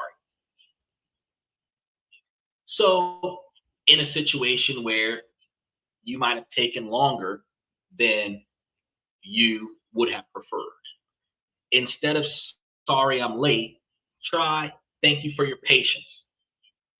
Right? I appreciate your patience. The or after the situation is over, I greatly appreciate your flexibility with the delays or with the untimely delays. But you're loading up something other than an I'm sorry. The shift in this situation moves the focus from your failure to their grace. It expresses gratitude at the start of the interaction from a place from positive connections. Right? So instead of sorry to bother you, try do you have a moment or is now a good time? Right? If somebody come to me with that, I'm going to tell them no because it's never a good time. Uh, and I've actually had family members that will come to me. Can I ask you a question? This is what old school used to do. Can I ask you a question? because instead of saying I'm sorry for interrupting, can I ask you a question triggers the curiosity of the person that's being asked that question. And they will either say yes or say, what do you want? Right. And then you ask the question, even if it's not a valid or legitimized question, because you were given the floor. Now you have the permission to interfere with the conversation. You didn't say, excuse me. You just came up with, can I ask you a question? Right. Now, one of the things that I said, non-negotiable expectations for behavior is that if I'm in the middle of something, if your internal organs are not externally out of your body, if you walk up with a question that can wait until later, it should happen later. So in that dynamic, since you're dealing with the kind of person that will deflect a non-important question till it is able to receive undivided attention, instead of coming up in the moment when I'm in the middle of something and saying, hey, can I ask you a question? You recognize I'm in the middle of something and show that respect and say, well, you know what? I'm going to let them know, hey, I got something I want to ask you when you got time.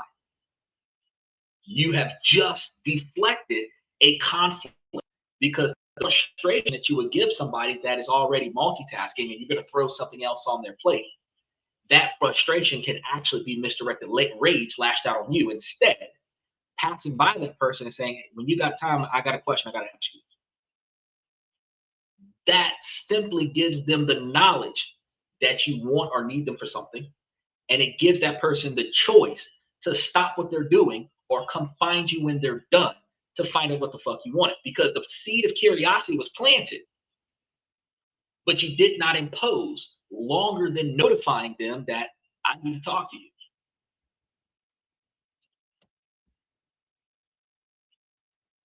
Hold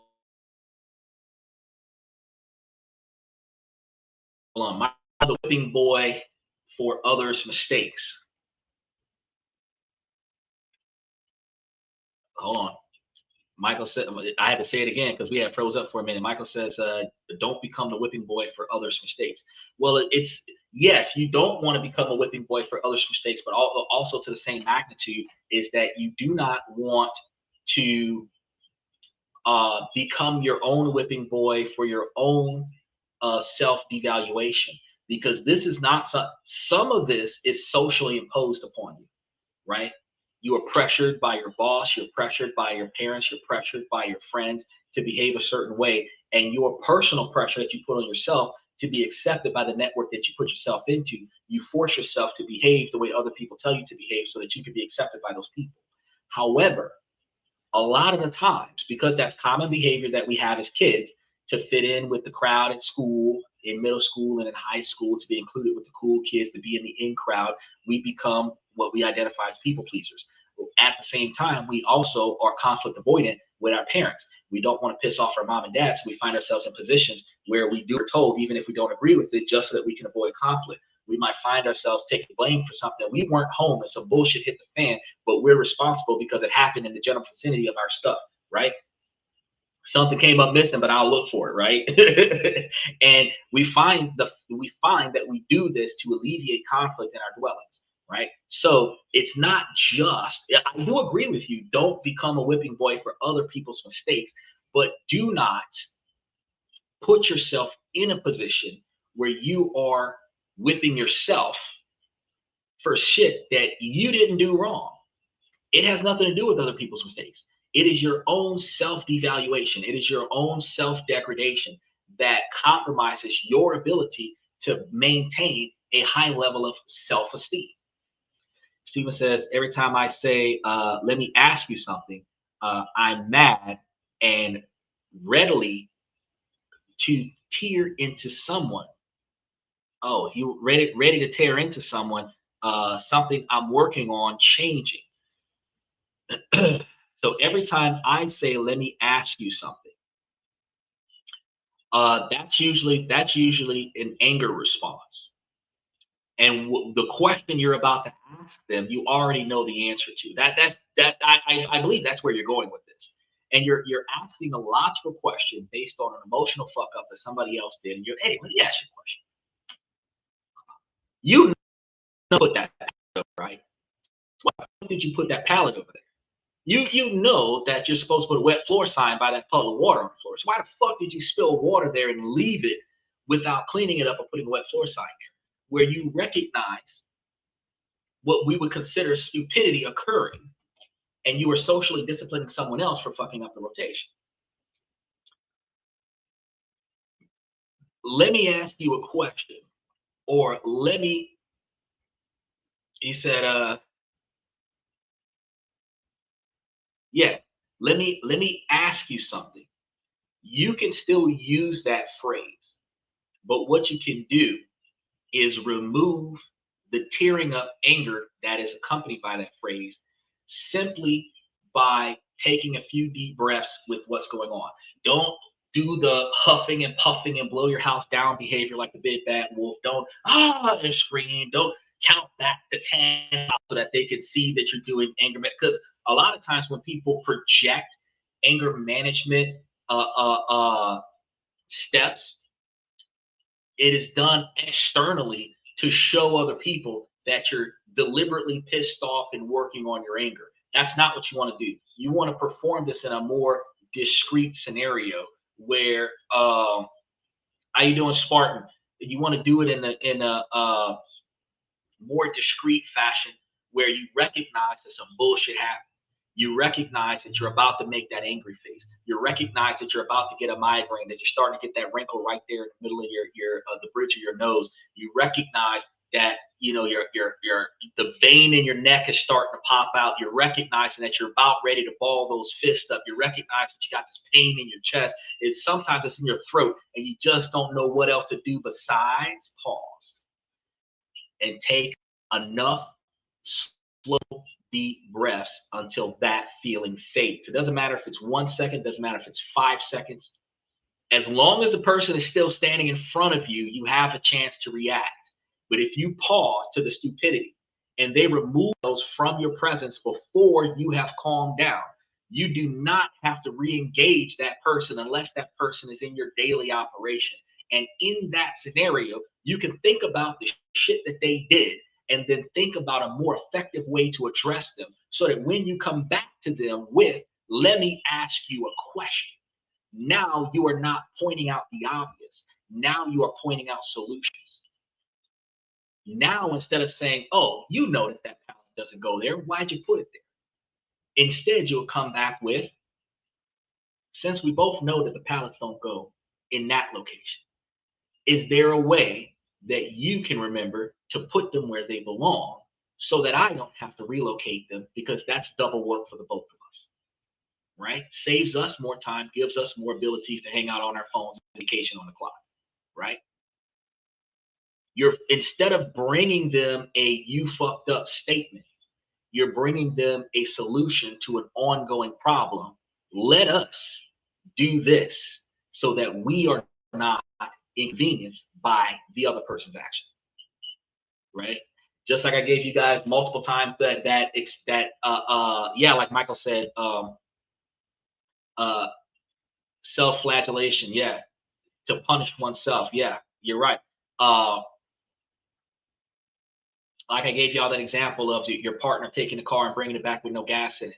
Using the example of let's make a habit of putting gas in the car on the way back in. But then I also most recently told you guys about the 30 and 40 gallon gas cans, and I said, hey, if you have one or two of those in the house and your partner comes back with the car with no gas in it, you send them back outside and have them fill the tank before they get comfortable in the house. And that effort, you're not even going to go get the gas can. It's like, no, you brought the car back with no gas in it. We agreed that we would make sure that the car has a full tank of gas in the driveway. Since that's what we agreed, there's gas in the gas can outside.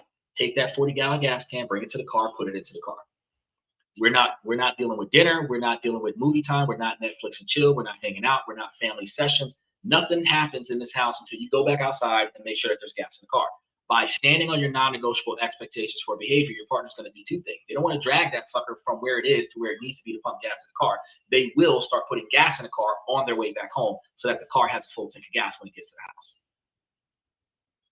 Right? Because we're not doing nothing else until you put gas in the car, so that when I leave in the morning, there's a full tank of gas in the car because I filled the tank. I filled the gas cans outside. So I put the effort into our agreement, you need to reciprocate that effort by making sure that the car's filled, right? But again, this is going to be another scenario where I'm not apologizing. I'm sorry for having to do this, but I think you need to go outside. Nah, fuck this shit. You fucked up, and now we have to address that, right? This shift is going to show consideration for someone else's time without demeaning your own need for that time, right?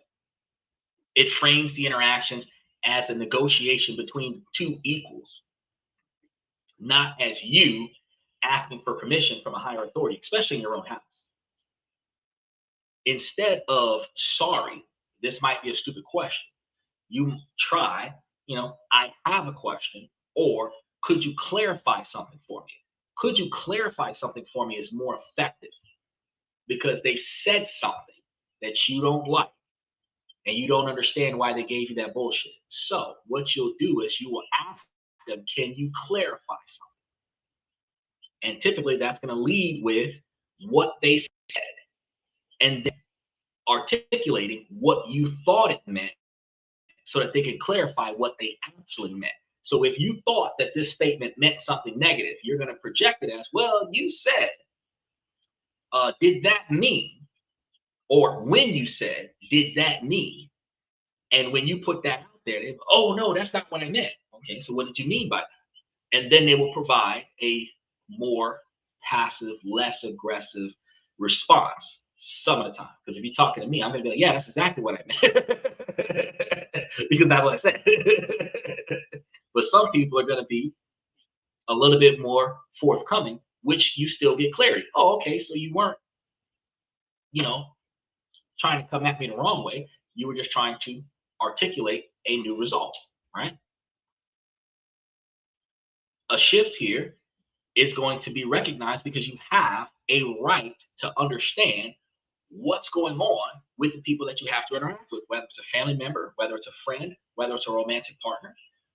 Dropping the apology positions you as an engaged, curious participant, not as an insecure observer.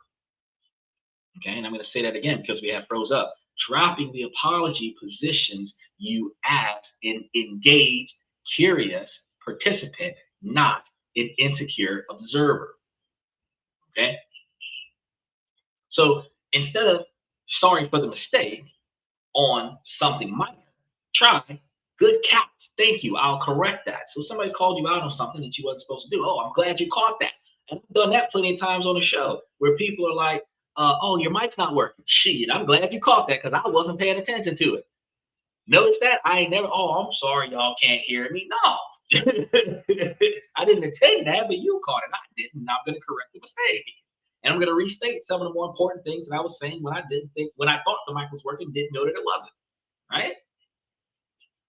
It's easy to do instead of throwing out the I'm sorry. In this situation, for a minor typo, this reframes the interaction as a collaboration. It shows your solution focus, not dwelling on the error. Instead of sorry, I disagree. And we had that happen with Sterling. Special shout out to Sterling when he came to the show. Try, I see it differently because he also used that. Like while I do agree with what you say, I also see some of the things that you say differently. But ironically, his view and my view were mirror images of one another in our discussion. The only problem was he didn't like my delivery. And I respect that. But I also recognize that my delivery is harsh and unforgiving because I'm pointing out the fact that if in a two-party scenario, one party is guaranteed and the other party is not, the party is not guaranteed is deprived. And the party that is being deprived has an equal right to the same guarantee as the first person. And therefore, the demand for the first person to perform and provide equivalent guarantee is mutual respect, uniformity, and the fundamental egalitarian equality of models that people articulate. But because I'm projecting it in a fashion where I'm only pointing out the deprived person's requirement to step up and demand, parties will throw out the what if the roles were reversed and the other person was deprived. Well, look, the fundamental concept is still the same. You can go back 50 years when the roles were reversed and the deprived party was party number one, not party number two. Doesn't matter. The laws had changed to protect party number one. The laws haven't changed to protect party number two. Now we're in a situation where party number two has to protect themselves until the law change, right? We have to pay attention to when things don't favor us and not just allow ourselves to be deprived just because we're a man or just because we're a woman. We're supposed to be able to stand on our non-negotiable expectations for behavior while recognizing that a reasonable level of cooperation and compromise is required to satisfy the other person if we desire to keep that other person in our general vicinity. That's how that works. So while I stand on business for 90% of the things that I talk to you guys about on the show, there is about 10% of things that I talk to you guys about on the show that I tell you on the show that I am flexible on that expectation. It's still an expectation, but I'm flexible on that. But other things I'm not flexible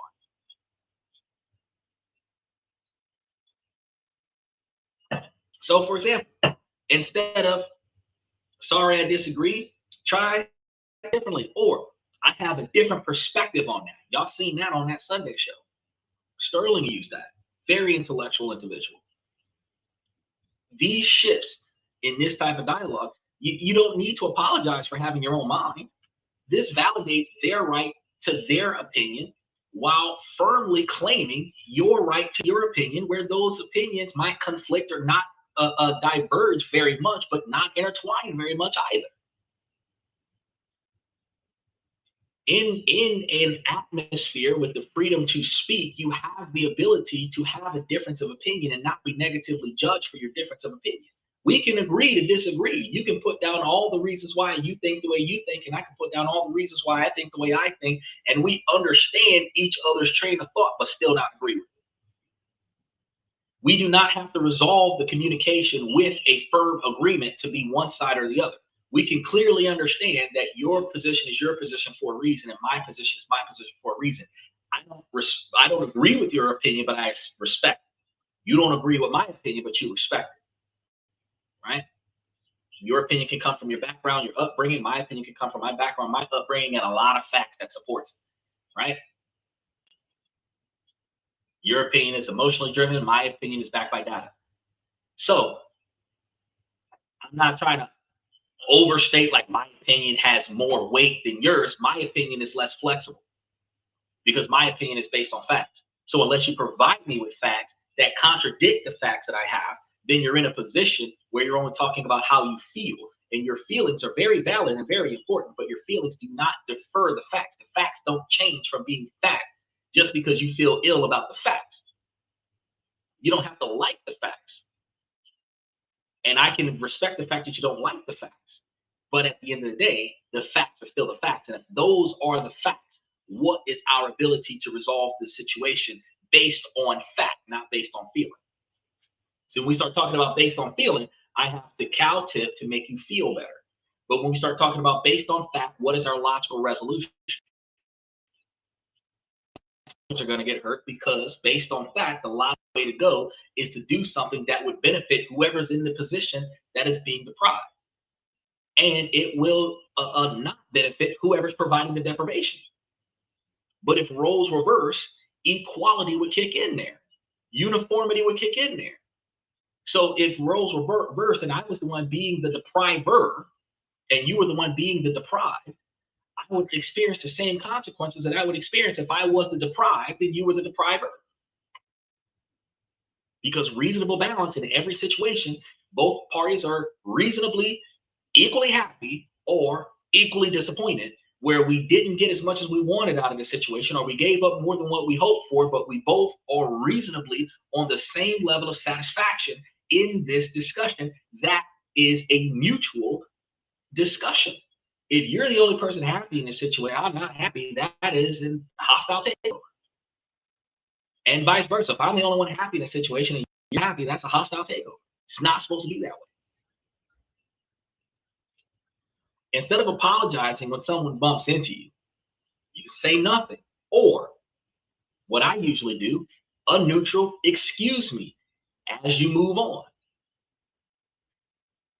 I know I've been in grocery stores recently where I went into an aisle. You had two people taking up the whole aisle, holding a conversation.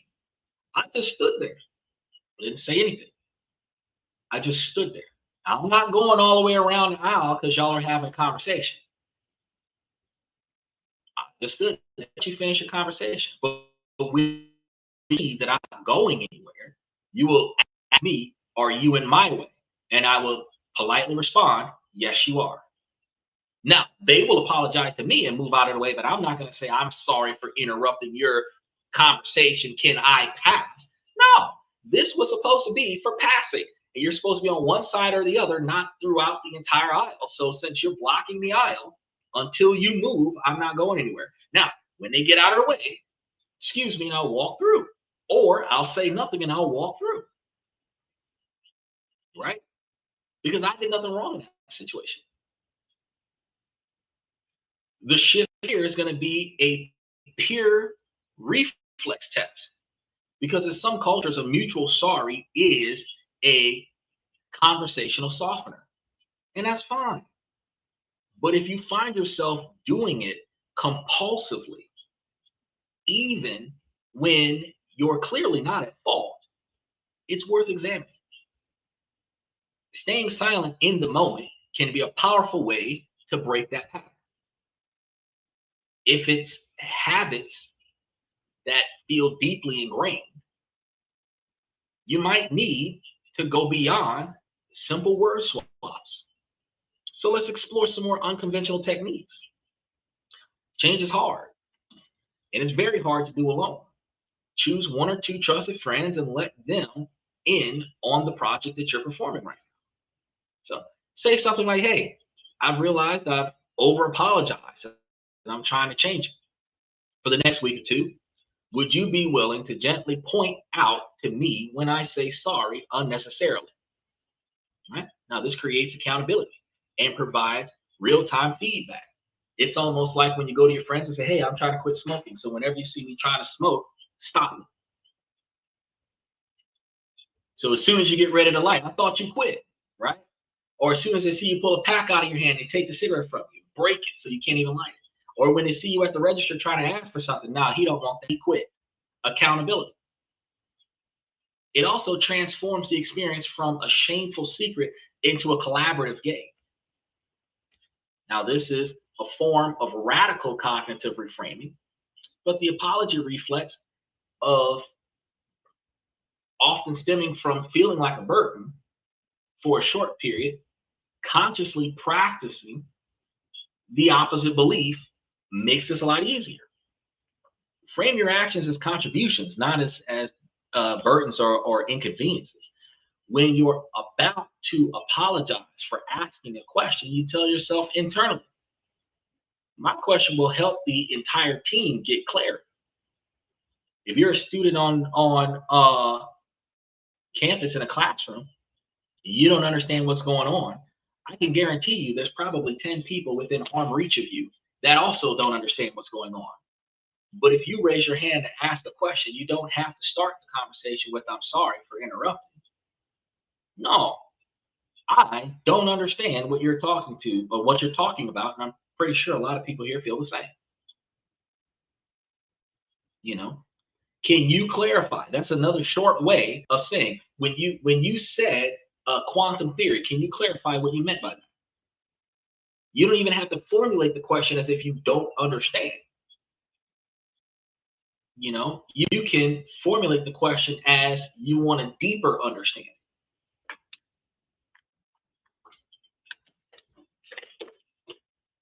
There's ways to do this.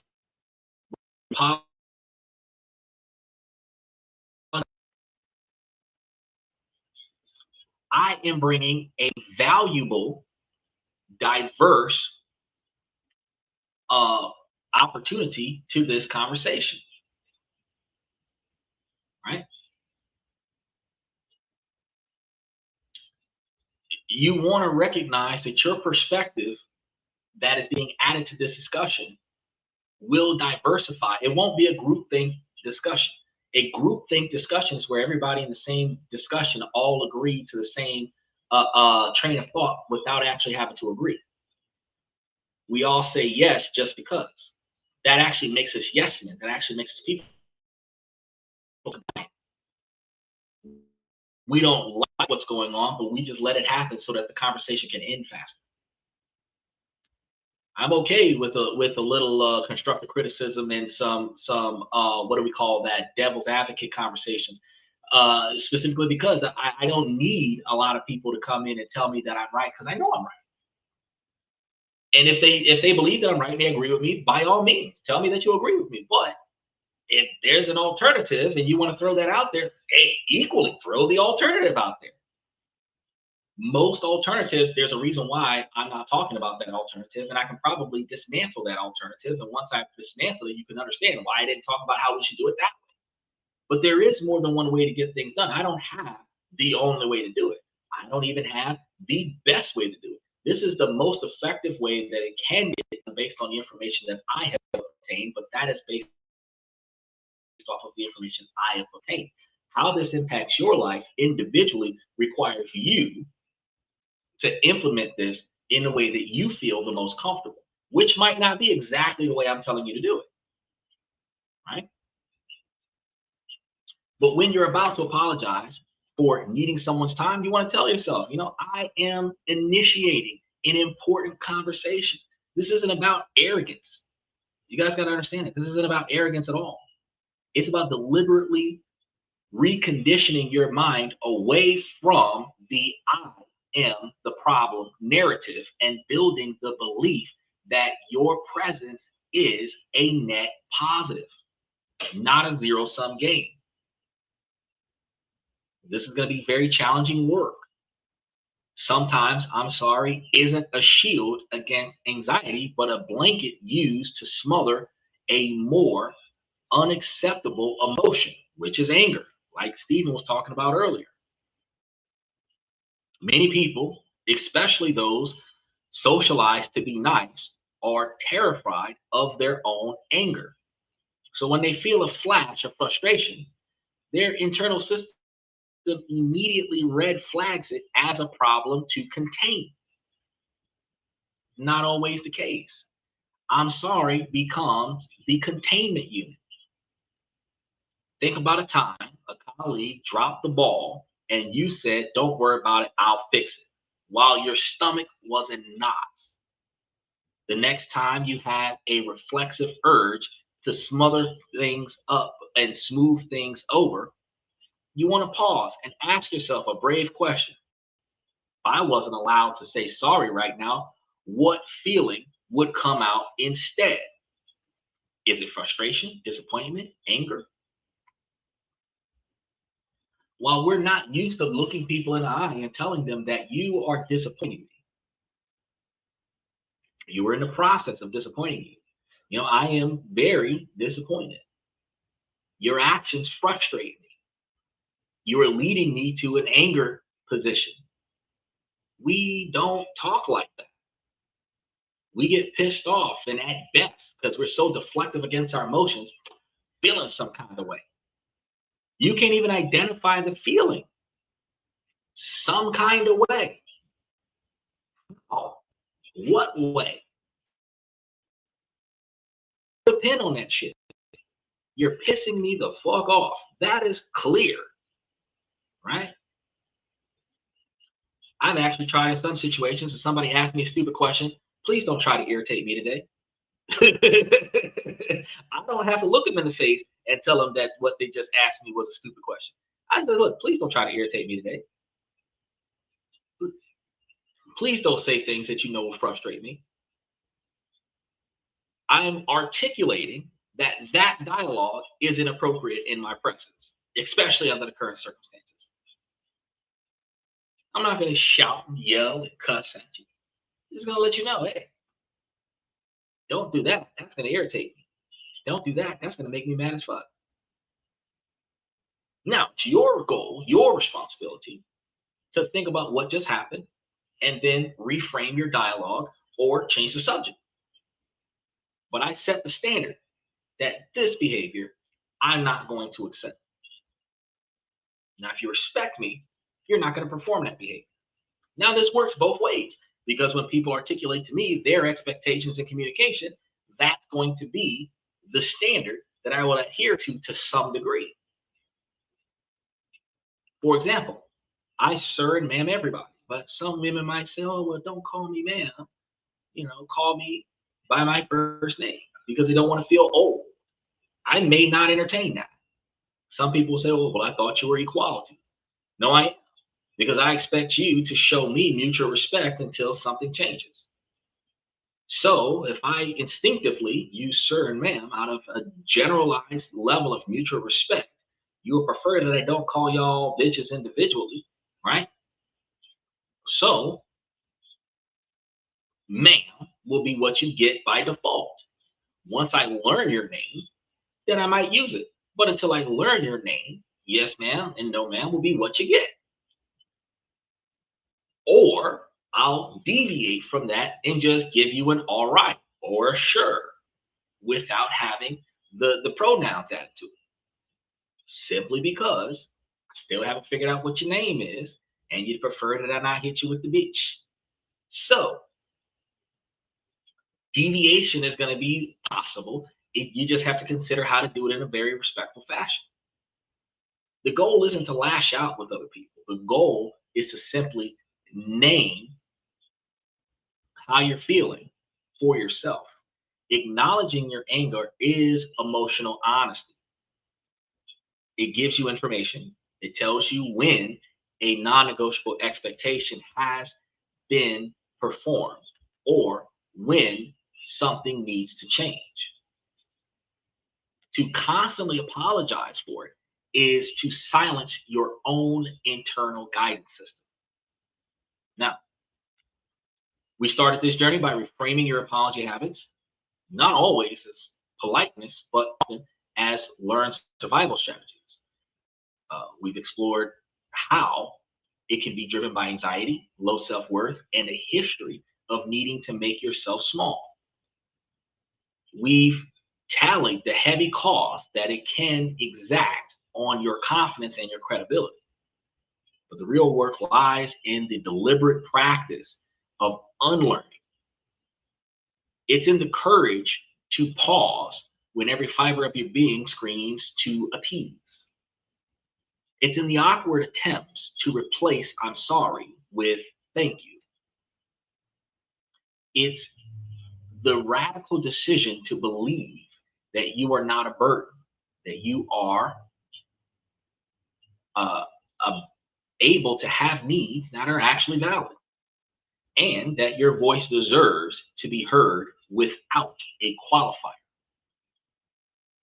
And this journey is not about becoming a person who never apologizes about anything ever, because a genuine, heartfelt apology is a sign of immense strength.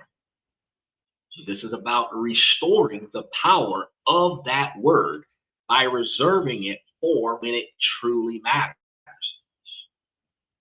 It's about the profound distinction between apologizing for your actual mistakes versus apologizing for your existence. The ultimate goal is to feel deep in your bones that you have the right to be here. This isn't arrogance, it's self possession. So I want you guys to leave with the comments this challenge. First, I want you guys to have a piece of deliberate practice to start with. And I want you to put in the comments which specific situation you tend to over apologize in. And we're going to set the challenge there. Is it in emails with certain people that you value more than anyone else? Is it when you're asking for help? Where do you find yourself more often than not overly apologizing for things? By naming it, you take the first steps.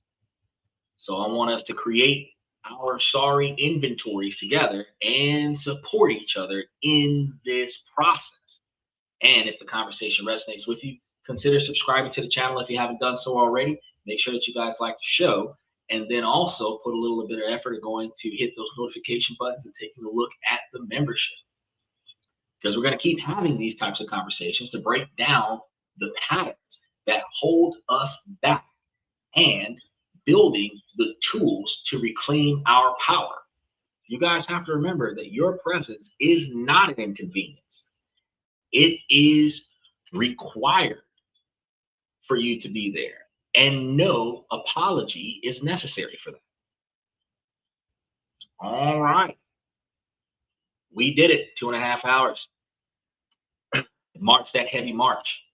Even through all the drop framing, I was sitting over here thinking that the internet was going to be, I think I have to update the browsers, but we're going to figure this out today. We got a lot of stuff coming up. We're going to start seeing more shows being posted. Make sure that, I want to say Sunday night, that you hit those notification buttons on Monday and Tuesday and Wednesday, because I want to make sure that Monday, Tuesday, Wednesday is up there between tonight and tomorrow, because I did say I was going to do it tonight. But after all of the information that I provided to you guys, I feel like I'm going to take a nap first and then get to work. Working for myself, I have the ability to change my schedule. This is how things go. But you guys will start seeing probably 2 releases a day to kind of make up for the last 7 days of no releases in the membership, where you guys will start receiving a lot more. But it's not going to be an overwhelmingly quantity of releases. It's just going to be once every 12 hours to give you guys updates on older topics that we talked about, and what we're going to do, affirmation on the current topics that we've been talking about. So probably one old topic, one new topic from the month of June and one for the month of February, and work our way through all of the ones that we need to work through so that you guys know what's going on. And then give you guys an update on our core satellite stocks that we've been watching for June and July, and make sure that you see the July stocks that are up there so that you guys have an update as to what we're supposed to have happen for the next 60 days. That way you guys can plan ahead for what you guys are trying to perform. With that being said, we're going to start by saying, ladies, as long as the situation doesn't make sense, I'm going to keep asking ladies to make it make sense. So ladies, please make it make sense. Fellas, while I give you guys this information to make you guys higher value men, not just by increasing your financial life, but also by changing skills, I encourage you guys on a regular basis to prioritize the things that are inside of your control, which means that you can do it. So I can't, it's not in your dialogue here. You guys need to find the things that you don't like and proactively change the way you address them, to change the way you allow them to affect you, because they're inside of your control, right? And then navigate around the things that are outside of your control, the things that provide you with discomfort, the things that you have to deal with, that you can't get away from. You find a way to navigate around it. But other things that you don't have to deal with, that you actually put yourself in that situation for the sake of somebody else, stop doing that. Navigate around not being a part of bullshit by, in some situations, just not going to where the bullshit is, right? Now, ladies, while this is a male-driven podcast from the male's perspective, you too can make yourselves higher value women by prioritizing your 20 and 30-year goals. Prioritize the things that are inside your control and navigate around the things that are not. But prioritizing your 20 and 30-year goals gives you direction. And actually, some of the most valuable women in life have a direction. And a direction is not just going to college to be something. Having a direction is not just I'm trying to get a promotion on my Fortune 500 job. Having a direction is, where do I want to live, and how do I want to live, and how much is that standard of living going to cost when I decide to quit working? That's a direction. Where is my retirement? When does my retirement occur? And what does my retirement look like? What country is it in? What city and state is it in? What is it in? Right? What do I plan on doing during those timelines? Because when you're not working, you're going to be doing something. And how much would that lifestyle cost? Then reverse engineer, what do you got to do today to get there? Okay? This is a very huge step-by-step process for you. But in doing this, you can then keep your eyes and ears open for potential suitor that has that personality, the characteristics, the drive, the ambition, the dedication, the motivation, the integrity to fulfill their own 20, 30-year goals, right? Because you need a future thinking, goal-driven partner. Men and women alike need future thinking, forward-driven partners. Now, y'all don't have to have the exact same dreams, but your dreams can be intertwined with one another as long as they are long-term satisfaction versus short-term gratification. As long as you have somebody that you can grow with, you guys can be able to be more successful together because you guys can work on each other's goals simultaneously. And I tell you guys on a regular basis that two people can make it to $1 million faster than one. As long as you are both long-term satisfaction, because if one of you is living in the moment and the other one is living for the future, if one of you has plateaued and the other one is continuing to grow, you will find yourselves with a difference in opinions, difference in spendings. Difference in opinions is fine, but when you have a difference in where the money goes, it's not fine. Right? One of you is going to take the money and go do whatever you want. The other person is going to be trying to cover the spread instead of investing in the future. And that's going to leave you guys with resentment towards one another because either you're going to be the one that feels like you can't keep enough money in the bank because your partner is spending too much of it, or you're going to be the partner that feels like you're being micromanaged and treated like sometimes with your own money because you feel like you have to get permission from your partner to spend money because your partner's trying to build something for your futures. So you guys both have to be on the same page, heading in the same direction, looking forward to the same levels of success. It just requires you to pay attention to the mindsets, the drives, and ambitions of the other person and how that meshes with you. Their decision-making skills directly impacts your relationship. And you should be paying attention to that, not how much they're willing to spend on you. Okay? Now, with that being said, I want to thank you guys for coming to This and That. I'm your host, Xander, where we talk about this, that, and everything in between. And I will see you guys tomorrow night.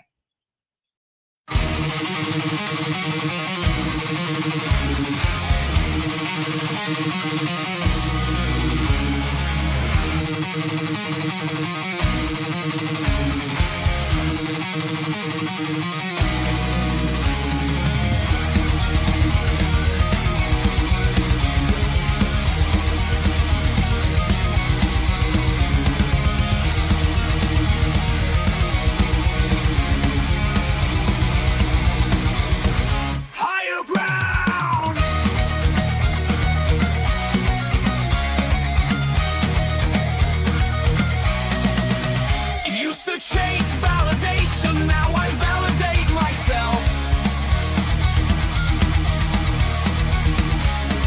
Building inner strength, putting doubt upon the shelf. No more unnecessary drama, no more wasted time. Climbing higher, constantly making my own climb.